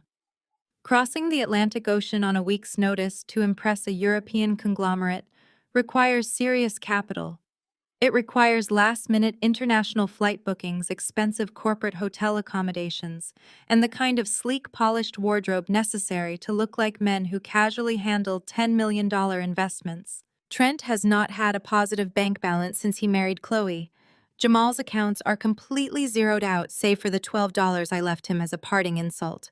They are utterly, completely flat broke. The financial squeeze hits them within hours. I know this because my private secondary smartphone lights up with a furious, aggressive email from Jamal. He still has absolutely no idea that I am the senior vice president of the very company he is trying to impress. In his mind, I am still just his runaway wife hiding somewhere in Europe, completely oblivious to his impending massive wealth. I open the email, bracing myself for the sheer audacity. Jamal does not disappoint. Maya. The message begins, completely abandoning any pretense of reconciliation. I am not playing games with you anymore. Trent and I just secured the biggest venture capital meeting of our lives in London next week. This is the $10 million deal I told you about. We need $30,000 wired to my account by the end of business today to cover our first-class flights and executive suites. That money you stole from our joint accounts is marital property. As my wife, you are legally obligated to financially support my professional business ventures. If you hinder my earning potential by withholding marital funds, my lawyers will destroy you in the divorce settlement. Wire the money now, or I will make sure the judge knows you maliciously sabotaged a multi-million-dollar family asset. I read the email twice, genuinely astounded by the breathtaking depth of his entitlement. He had drained my bonuses, belittled my career, allowed his family to humiliate me, and threatened to take my son. Now he was aggressively demanding that I fund his luxury travel expenses to a fake business meeting, threatening me with legal action if I refused to subsidize his delusion. He was attempting to use the court system as a collection agency for his bruised ego. I place my fingers on the keyboard. I do not engage with his threats. I do not defend my actions. I simply type a single, icy sentence. You have $12 in your checking account, Jamal. I suggest you book a very long bus ride. I hit send. The profound satisfaction of shutting down his aggressive extortion attempt is intoxicating. I close the email client and return to evaluating legitimate multi-million-dollar corporate acquisitions, completely unbothered by whatever tantrum he is currently throwing in Atlanta. But my curiosity regarding their logistical survival remains. If Jamal cannot extort the funds from me, how exactly are they planning to cross the Atlantic? The answer arrives 2 days later, courtesy of my incredibly well-connected former colleague, Denise. While I had severed ties with Jamal and his toxic family, I had maintained a quiet, strategic line of communication with Denise. She still operated within the same affluent, gossip-heavy Atlanta social circles as Beatrice and Calvin. Denise absolutely despised Jamal, having witnessed his arrogant behavior at several of my former corporate events, and she possessed a terrifyingly accurate radar for country club scandals. My phone rings while I am reviewing a quarterly earnings report. I see Denise's name and immediately accept the call. Maya, she says, her voice practically vibrating with scandalous excitement. You are not going to believe the absolute circus happening right now with your in-laws. Tell me everything, I reply, leaning back in my plush executive chair. Denise does not hold back. She had spent her Sunday afternoon at the same exclusive country club where Beatrice desperately clung to her social status. Apparently, Beatrice had spent the entire brunch holding court in the dining room, loudly and proudly boasting to anyone who would listen about her son and son-in-law. She claimed they were flying to London for an elite, highly classified venture capital summit. She bragged that Jamal was about to close a $10 million European acquisition, painting him as a financial prodigy who was single-handedly elevating the family empire. But Denise is a master of the subtle interrogation. She had discreetly cornered one of Calvin's golfing buddies, a man who worked at a local community bank, and casually extracted the horrifying truth behind the lavish boasting. They are completely broke, Maya. Denise reveals, her voice dropping to an astonished whisper. Jamal's credit cards are maxed out and Trent is practically radioactive to any lending institution in the state of Georgia. When you refused to fund their little European excursion, they panicked. They knew they would lose the meeting if they could not afford the flights. So Jamal went crying to his mommy and daddy. I sit forward, my corporate instincts immediately detecting the magnitude of the impending disaster. What did Calvin and Beatrice do? They mortgaged the house. Denise says the words, hanging heavily in the air. Calvin and Beatrice took out a massive, highly predatory reverse mortgage on their suburban retirement home. They went to a subprime lender who charges exorbitant interest rates because no reputable bank would approve the loan fast enough. They liquidated their entire remaining safety net, pulled out $50,000 in cash, and handed every single cent of it directly to Jamal and Trent to buy first-class tickets and book luxury hotel suites in London. A cold, absolute silence falls over my office. I stare out the window at the gray London sky, processing the sheer catastrophic weight of Denise's words. Beatrice and Calvin had not just enabled Jamal's delusion. They had entirely bankrolled it with the very roof over their heads. They had bet their entire financial survival, their retirement, and their home on a phantom pitch to a company they knew nothing about. They had signed away their lives under the absolute conviction that Jamal was a brilliant investor who was going to return from London and shower them with millions. They have absolutely no idea, I murmur, the realization cementing itself in my mind. No idea about what Denise asks. Nothing, I reply smoothly, keeping my tone perfectly neutral. Thank you for the update, Denise. I have a very important meeting to prepare for next week. I end the call and place the phone gently on the desk. The trap was no longer just about Jamal's bruised ego or Trent's fake company. Calvin and Beatrice had willingly tied their own nooses and stepped onto the scaffold right beside their golden son. They had bet their entire family's survival on Trent's pitch. They had bet everything they owned on impressing the senior vice president of Vanguard Global. And I was going to collect the debt. I terminate the call with Denise and turn my full, undivided attention to the glowing monitors dominating my mahogany desk. The preliminary financial disclosures for Trent Innovations Limited Liability Company have just cleared our external firewalls. When an entity pitches to Vanguard Global, they are legally required to submit a comprehensive digital portfolio 48 hours prior to their physical arrival. It is a mandatory compliance protocol designed to weed out amateur operations and protect our investors. Jamal and Trent, blinded by their desperation and completely ignorant of elite corporate due diligence, actually submitted their raw data. They genuinely believed a few password-protected spreadsheets would be enough to satisfy a European conglomerate.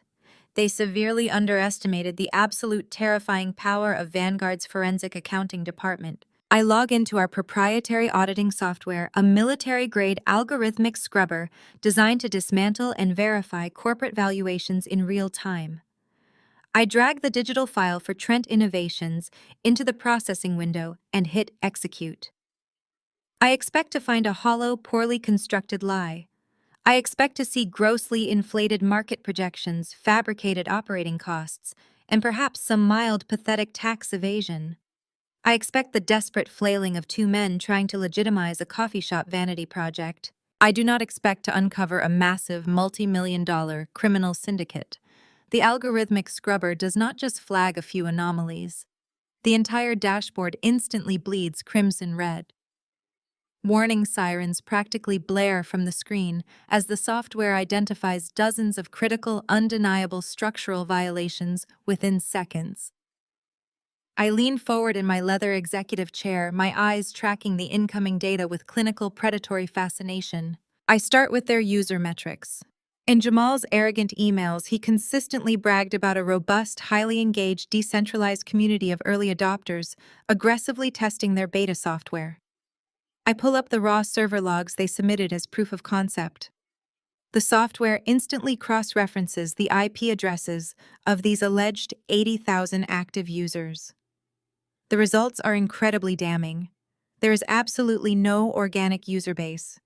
Every single ping, every single registered account, every single daily interaction traces back to a massive automated server farm located in Eastern Europe. The server farm was purchased 3 months ago using a stolen corporate credit card. Trent and Jamal had paid a hacker to generate a phantom community, creating the absolute illusion of high market demand. There are no users. There are only bots. But the fabricated consumer data is merely the appetizer. The real catastrophic meat of their operation lies hidden within the balance sheets. This is where Jamal's supposedly brilliant financial mind comes into brutal focus. I open the primary ledger and begin tracing the initial seed funding. The $50,000 Jamal stole from our joint savings account is sitting right there on the first line, perfectly documented, but it is not alone. There are dozens of massive cash injections layered beneath it, ranging from $20,000 to over $100,000 apiece. I run the routing numbers and trace the origin points. A deep, sickening realization washes over me. The names attached to these wire transfers are highly familiar. They are local Atlanta businessmen, members of Calvin's exclusive golf club, and distant relatives from Beatrice's social circle. Jamal and Trent had aggressively canvassed their entire network, leveraging Calvin's respectable community standing to secure investments from friends and family. They had promised these people astronomical, guaranteed returns on disruptive technology. I follow the digital paper trail to see exactly where this massive influx of capital went. It did not go towards software development.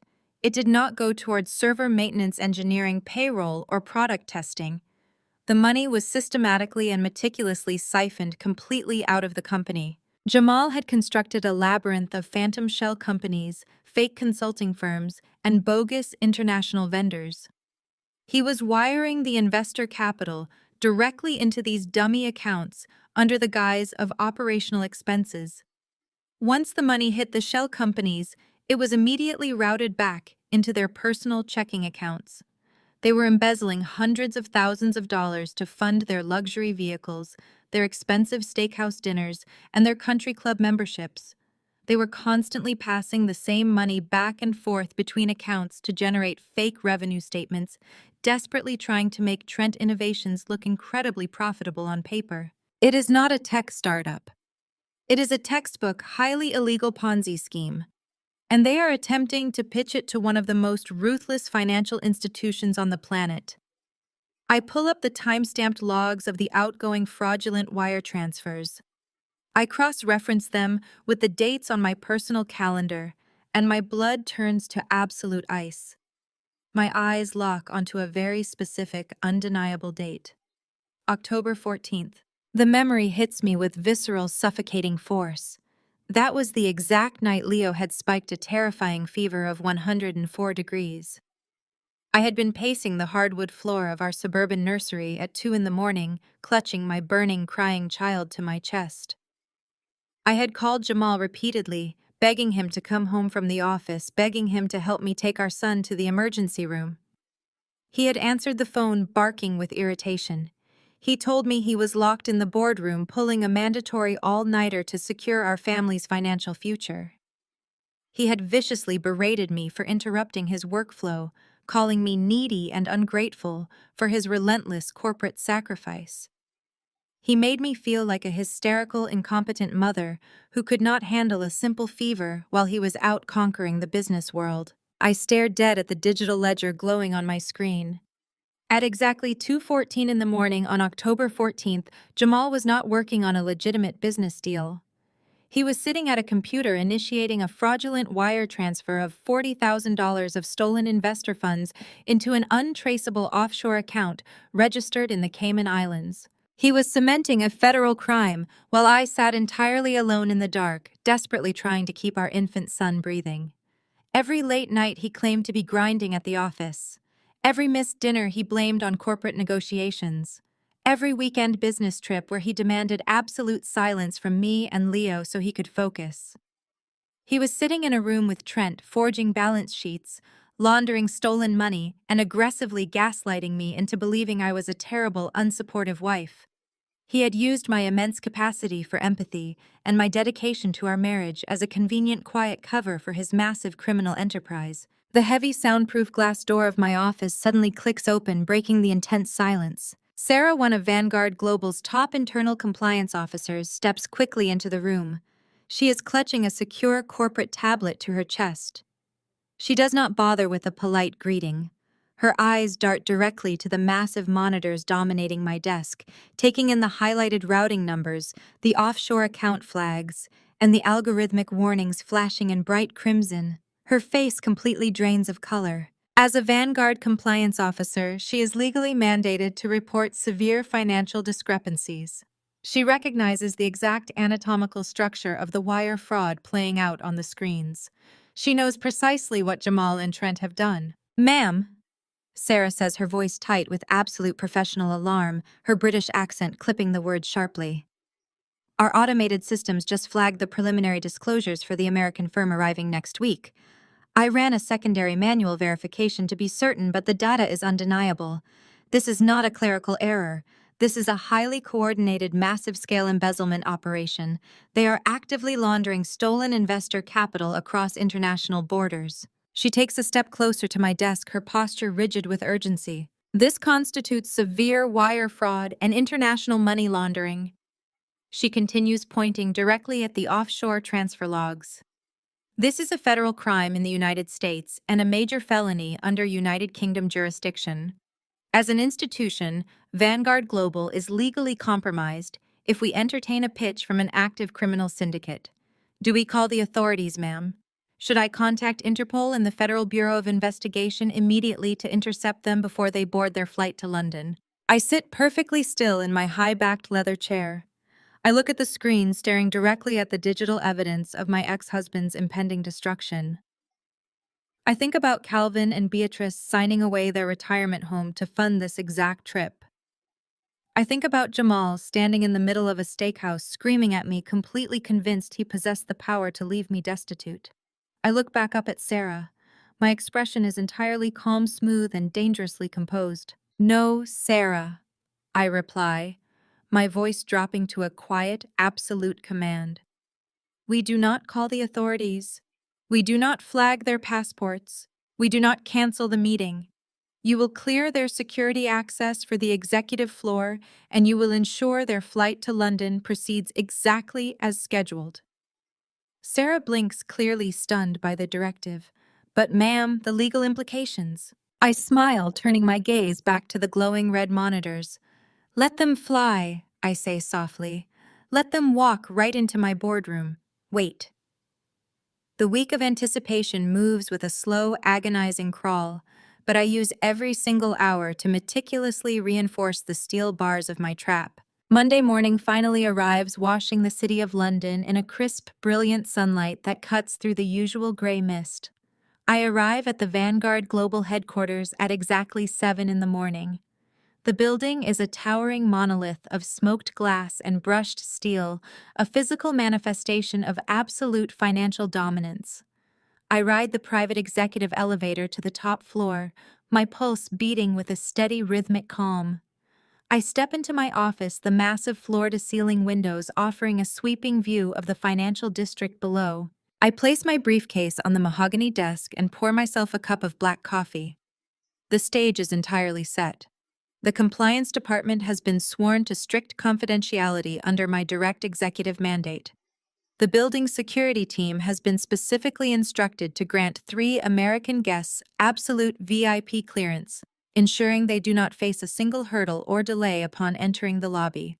Every camera in the executive boardroom has been calibrated, the high-definition audio receivers tested and primed. I sit down in my high-backed leather chair and reach for my secondary smartphone. I had kept it completely silent since my confrontation with Jamal, but today I turn the notifications back on. The device instantly comes alive in my hand, buzzing with a frantic, continuous vibration. But the notifications are no longer the aggressive, desperate threats of a man trying to extort his wife for travel funds. They are the triumphant, deeply arrogant social media broadcasts of a group of people who genuinely believe they have just conquered the world. I tap the screen and open Instagram, watching the digital circus unfold in real time. Chloe has been documenting their entire transatlantic journey with an obnoxious, relentless fervor. Her first post is a highly filtered photograph of her and Trent sitting in first class, sipping complimentary champagne. The caption reads, "Off to London to secure the bag." When your husband's tech startup gets invited to pitch a $10 million European buyout, you upgrade your entire life. Hashtag venture capital, hashtag London bound, hashtag bosswife. I stare at the photograph, my eyes locking onto the designer handbag resting on Chloe's lap and the expensive tailored blazer Trent is wearing. I know exactly where the money for those luxury items came from. I know that Calvin and Beatrice are currently sitting in their heavily mortgaged suburban home, utterly terrified, having signed away their retirement and their financial safety net to purchase that exact glass of champagne. The sheer parasitic entitlement of my sister-in-law makes my stomach turn, but it only sharpens my resolve.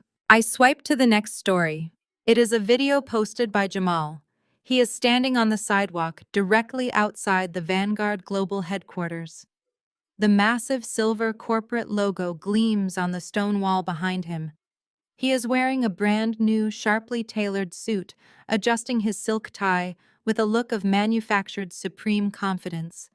He is speaking directly into the camera, utilizing the exact same patronizing, authoritative tone he used to belittle my career for the past 5 years. "We are out here in London making monumental moves," Jamal says to his followers, flashing a wide, arrogant smile. They tell you that building generational wealth is impossible. They tell you to play it safe, stay in your lane, and settle for mediocrity. But when you have a billion-dollar mindset, you do not wait for a seat at the table. You fly across the ocean and you buy the entire building. Series A funding round starts in 1 hour. We are about to change our family's trajectory forever. Stay tuned. He tags the location, Vanguard Global European Headquarters. A cold, genuine laugh escapes my lips, echoing through the quiet expanse of my office. It is a masterpiece of dramatic irony. He is standing right outside my building, breathing my air, bragging to the internet about purchasing a seat at my table. He has absolutely no idea that the table he is referring to belongs entirely to me. He has no idea that the generational wealth he is boasting about is actually a one-way ticket to a federal indictment. I lock the screen of the phone and toss it carelessly into my desk drawer. I am entirely finished looking at their digital delusions. It is time to deal with the physical reality. I turn my attention to the center of my desk. Resting perfectly aligned on the polished wood are 3 thick black leather binders. They are not pitch decks. They are not financial projections. They are the instruments of my absolute liberation. I place my hand flat against the first binder. It is the Vanguard Forensic Accounting Report. It contains over 200 pages of irrefutable, undeniable evidence. It documents every single fake user account generated by their stolen server farm in Eastern Europe. It details the exact routing numbers of the offshore shell companies Jamal created to launder investor capital. It holds the pristine, time-stamped digital logs proving that Jamal chose to embezzle $40,000 at the exact moment I was pacing the floor with our violently ill child. It is a comprehensive, meticulously verified roadmap of their massive wire fraud. It is the literal blueprint for their federal prosecution. I slide my hand over to the second binder. This one was crafted by Evelyn Croft, the most feared and respected family law barrister in London, working in direct coordination with a ruthless counterpart in Atlanta. It is my formal petition for divorce. It strips away every single pretense of an amicable separation. It cites severe financial abuse, marital abandonment, and international fraud. It explicitly legally shields my corporate signing bonus, my Mayfair penthouse, and every single cent I earn moving forward. It ensures that Jamal cannot touch a single fiber of my newfound wealth. But the third binder is the true masterpiece. It is a voluntary relinquishment of parental rights and a full uncontested custody agreement. It dictates that I retain absolute sole legal and physical custody of Leo. It outlines that Jamal will have zero visitation rights, zero legal authority over Leo's medical or educational decisions, and zero ability to ever cross international borders to demand access to my son. In a standard divorce proceeding, Jamal would fight this fiercely. He would use his parents, his loud voice, and his manipulative charm to drag me through years of grueling, traumatic litigation just to maintain control over my life. He would drain me emotionally and financially, using Leo as a pawn to inflict maximum damage. But this is not a standard divorce. I open the third binder and trace the signature line at the bottom of the final page. I have constructed an absolutely flawless checkmate. When Jamal walks into the boardroom, I am not just going to reject his pitch. I am going to slide the forensic accounting binder across the table. I am going to show him the exact federal charges hovering over his head. And then I am going to slide the custody agreement right next to it. I am going to offer him a very simple binary choice. He can sign away his rights to Leo immediately, permanently, legally severing himself from our lives, and I will allow him to walk out of the Vanguard building a free man, giving him a 24-hour head start before my compliance officer hands the fraud dossier over to the FBI. Or he can refuse to sign, and I will lock down the boardroom, summon the London Metropolitan Police, and have him extradited and arrested for international money laundering before he even has the chance to board a flight back to Atlanta. He wants to play the role of the ruthless businessman.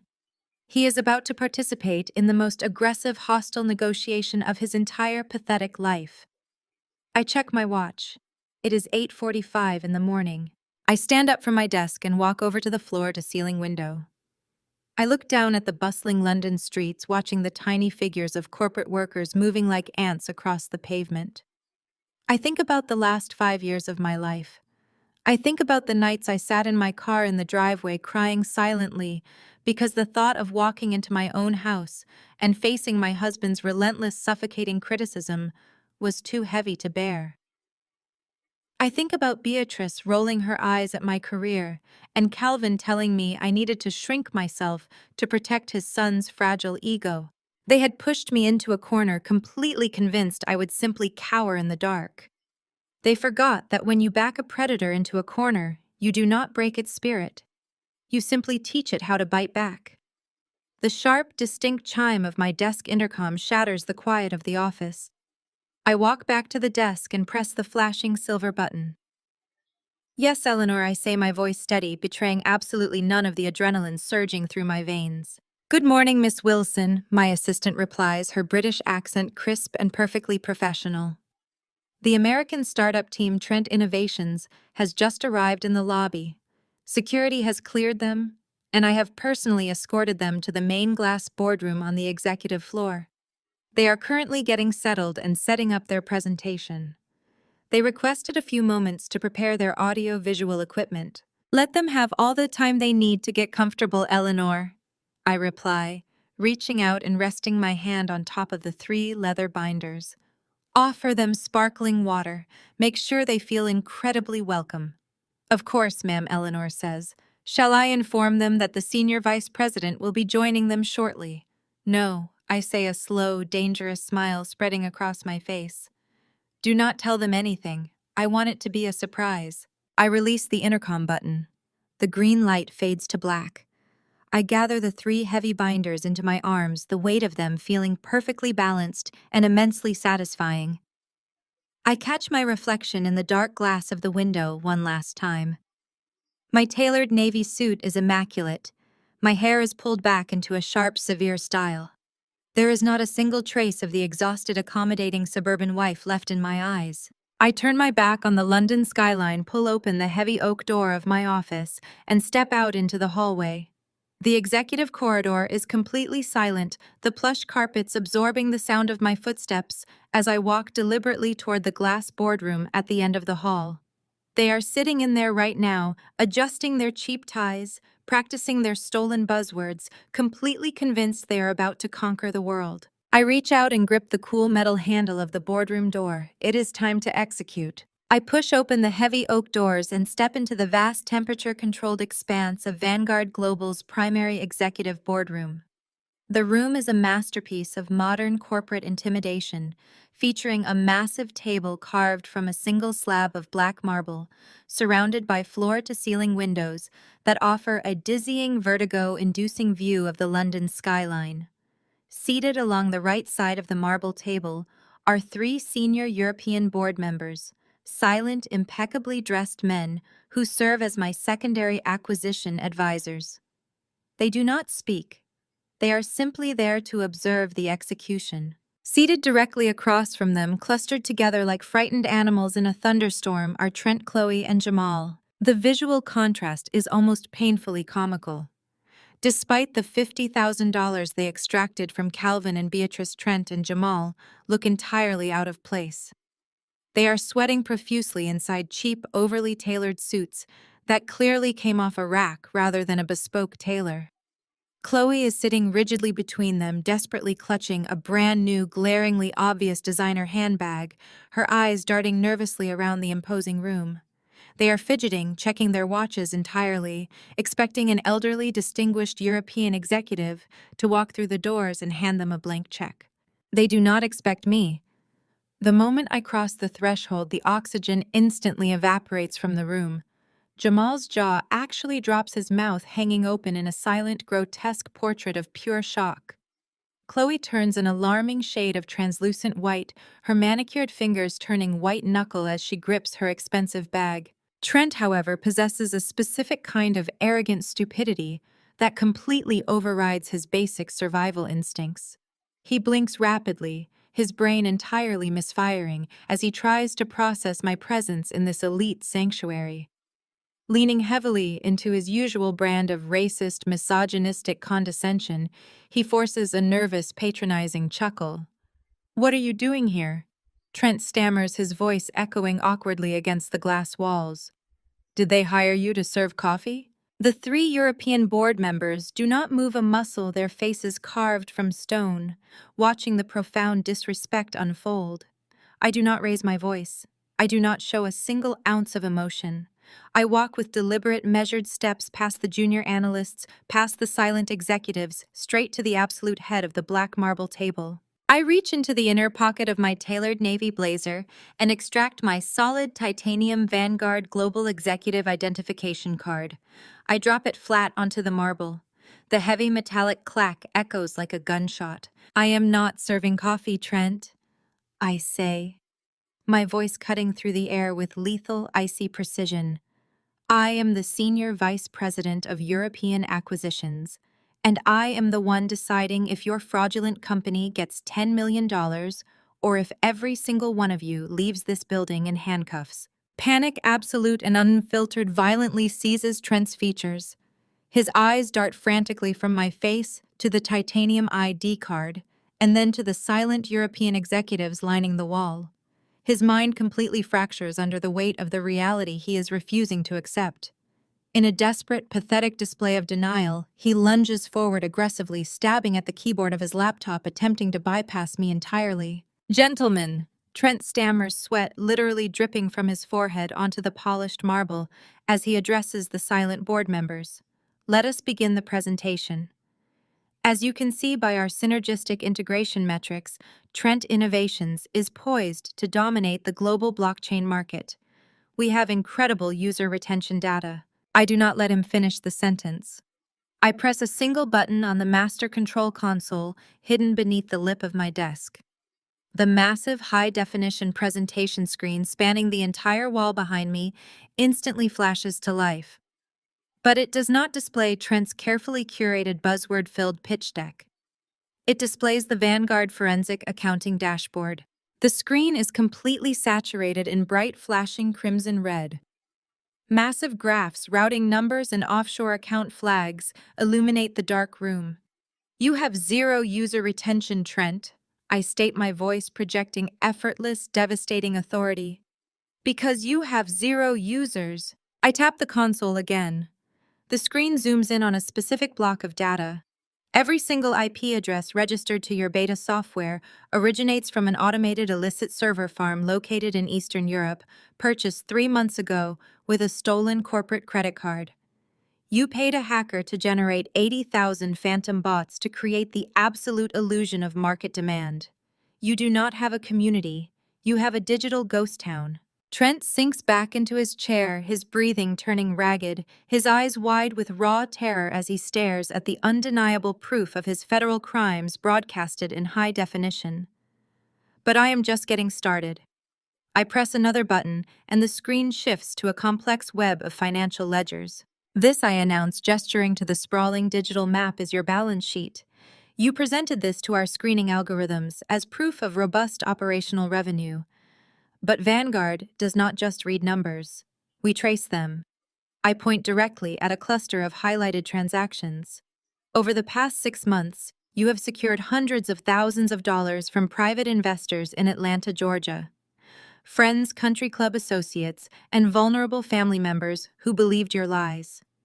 But that capital never went towards software engineering or product development. I tap the screen once more.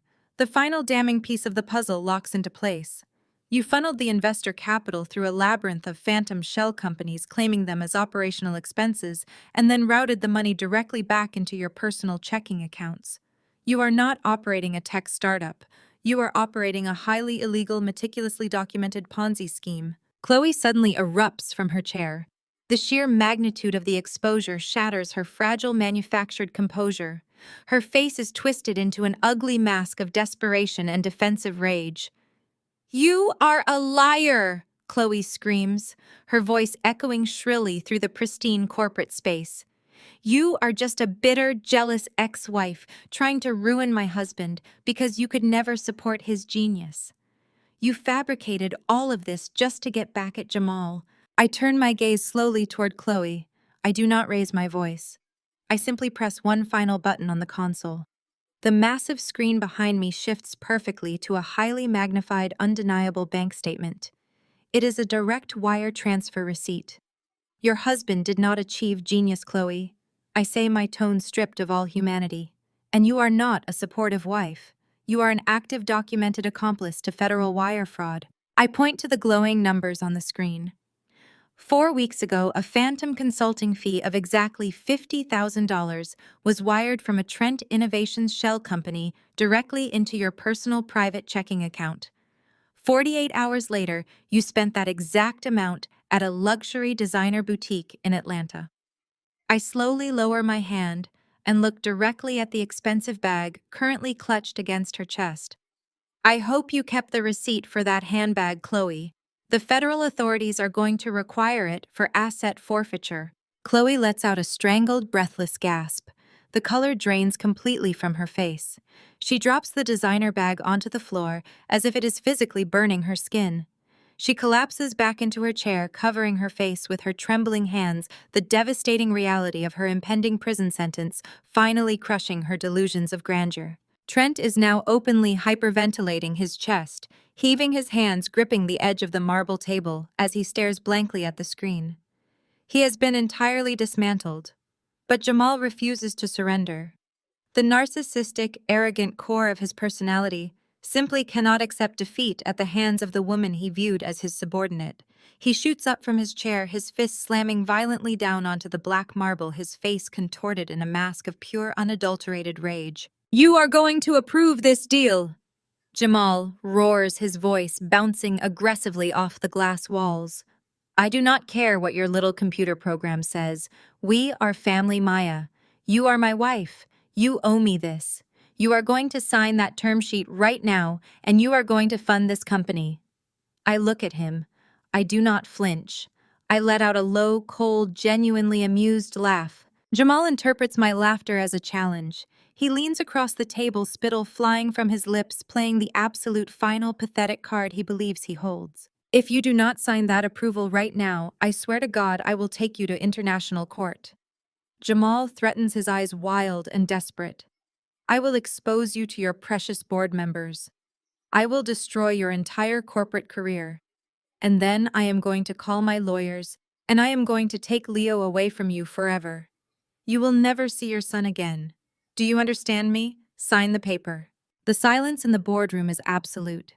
The European executives watch the meltdown with clinical, detached fascination. I do not break eye contact with Jamal. I reach down to the side of my desk and pick up the heavy black leather folder prepared by my solicitors. I place it flat on the marble surface. With a single smooth motion, I slide the folder directly across the expansive table.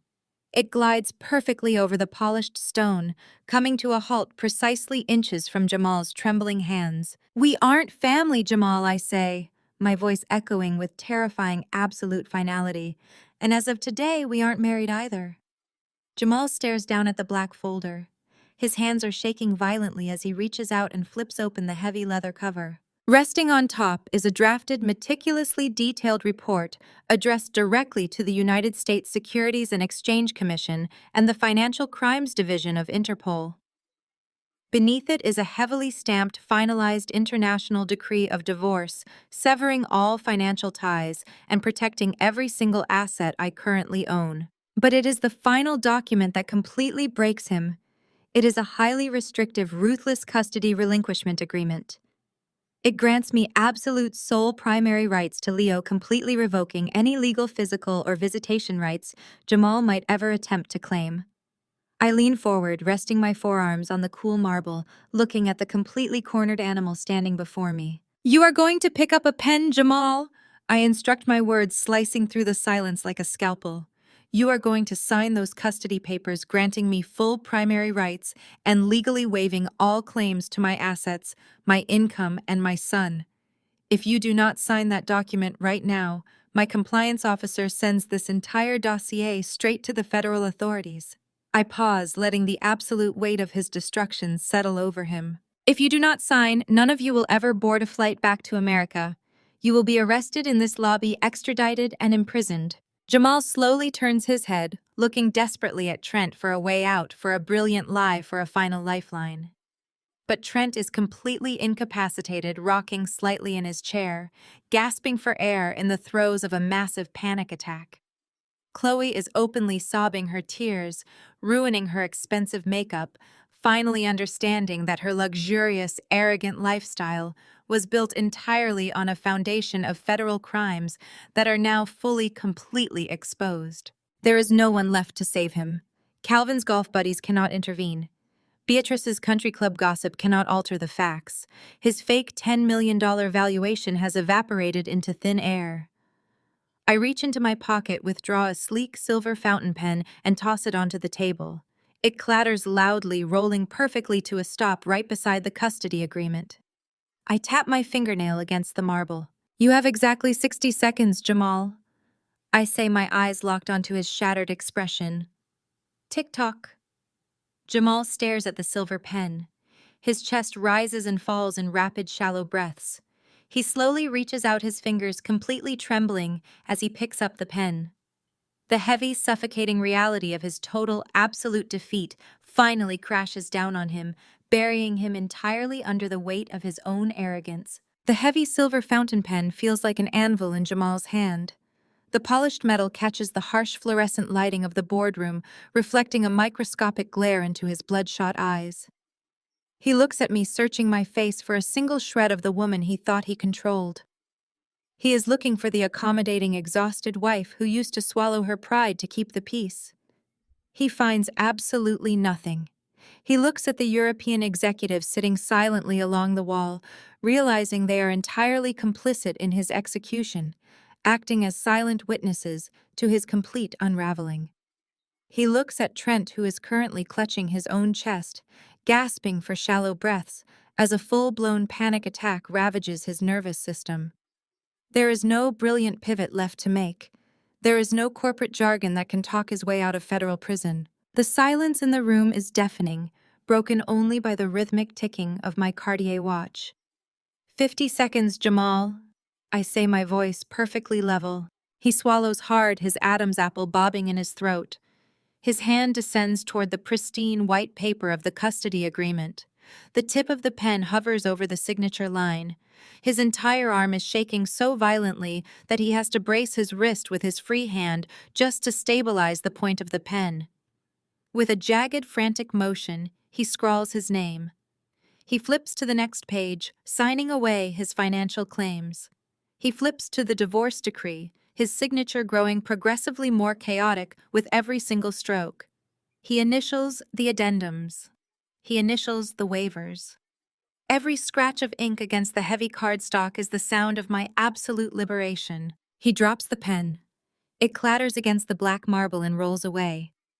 He sags back into his chair, his broad shoulders completely deflated, staring at the ceiling as if the sky has just fallen directly onto his chest.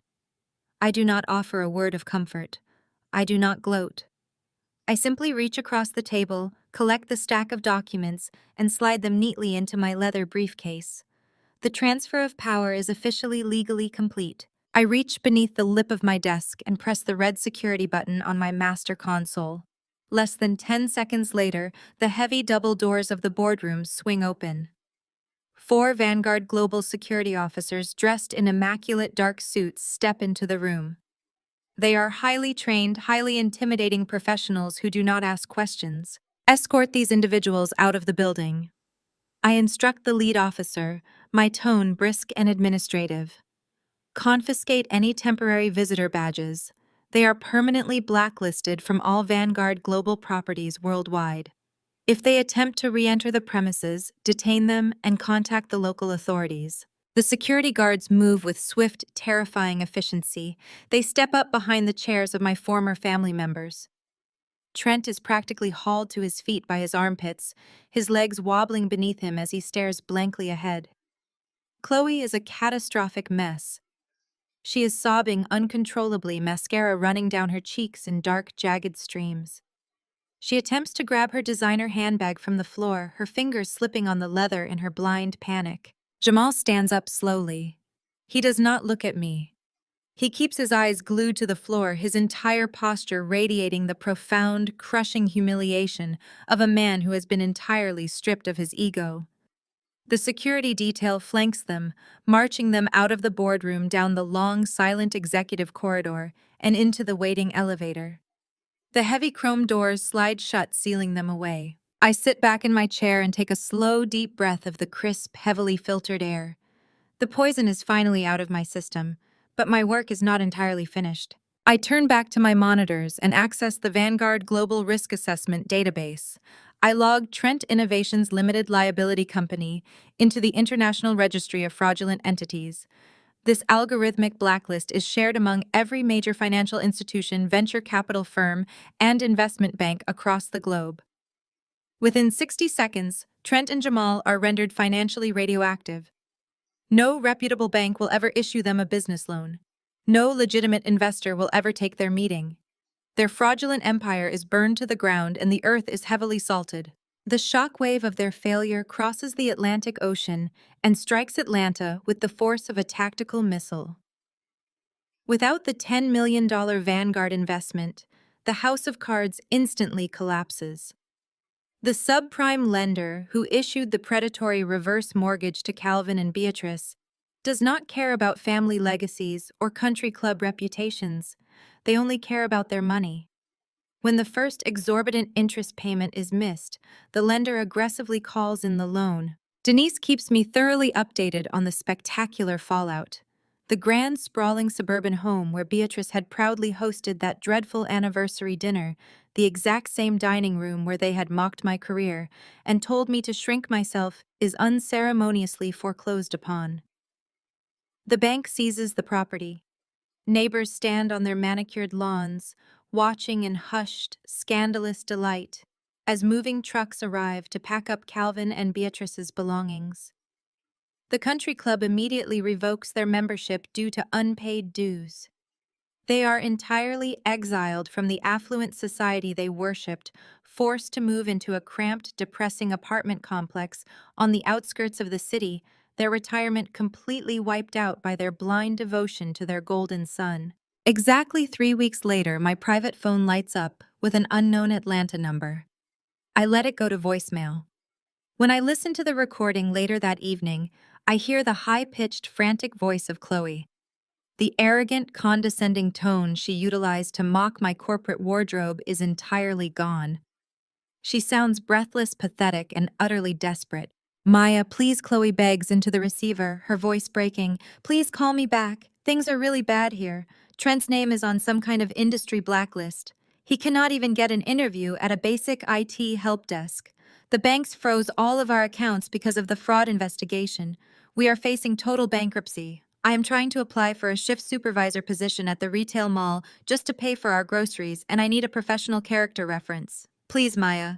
You are a senior vice president. If you just write a quick letter for me, they will hire me. Please, we are family. I stare at the phone, listening to the desperate silence at the end of the recording.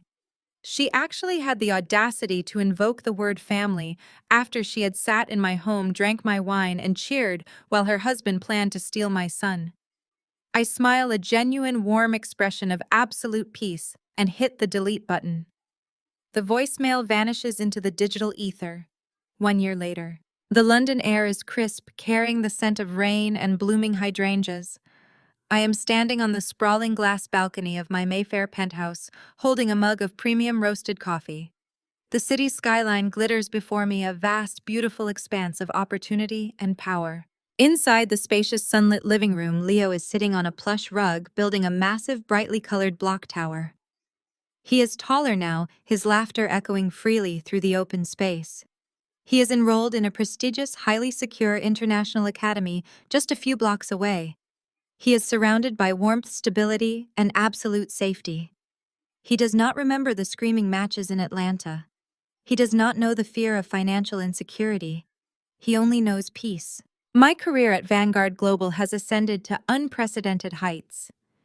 I recently spearheaded the acquisition of a massive European logistics firm, securing a bonus that effectively tripled my net worth. My corner office is a sanctuary of command, and my name is spoken with genuine reverence in the financial districts of 3 different continents. Jamal's current existence is a stark, brutal contrast. While the Securities and Exchange Commission did not pursue a formal federal indictment, because Vanguard quietly contained the breach, the financial sector is a very small, highly communicative world. The rumors of his catastrophic London failure and the subsequent fraud allegations quickly reached the partners at his prestigious wealth management firm. They immediately audited his internal accounts, discovered his gross irregularities, and unceremoniously fired him with cause.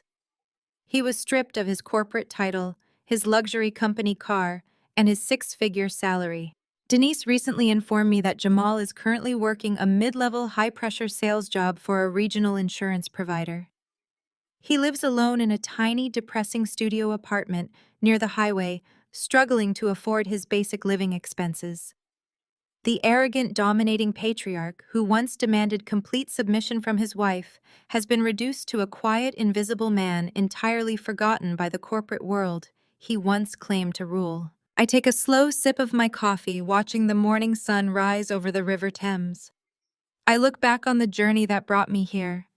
I think about the endless nights I spent shrinking myself, biting my tongue, and suffocating my own ambition, just to keep a fragile man comfortable. I think about the toxic, suffocating weight of a family that demanded absolute loyalty, while offering nothing but relentless cruelty in return. I realize the most profound truth of my entire existence. I never had to scream to be heard. I never had to beg them to respect me. I never had to constantly apologize to prove my worth, and I never had to fight for a seat at their miserable, toxic table. All I ever had to do was pack my bags, step fully into my own formidable power, and let them completely destroy themselves. The best revenge is never about dragging your enemies through the mud. The best revenge is absolute, untouchable elevation. The most profound lesson from Maya's journey is that true power never comes from seeking loud revenge or desperately trying to prove your worth to those who fundamentally disrespect you. Instead, real strength lies in walking away from toxic environments and investing entirely in your own personal growth. When faced with ultimate betrayal and blinding entitlement, Maya chose silence, absolute strategy, and immense self-control over screaming and unnecessary drama. She focused on her career, her child, and her fierce independence. She proved that the most devastating response to cruelty is simply outgrowing them. Absolute elevation is the best revenge. If you have ever had to reclaim your power from a toxic relationship, please hit the like button, subscribe, and share your own story in the comments below.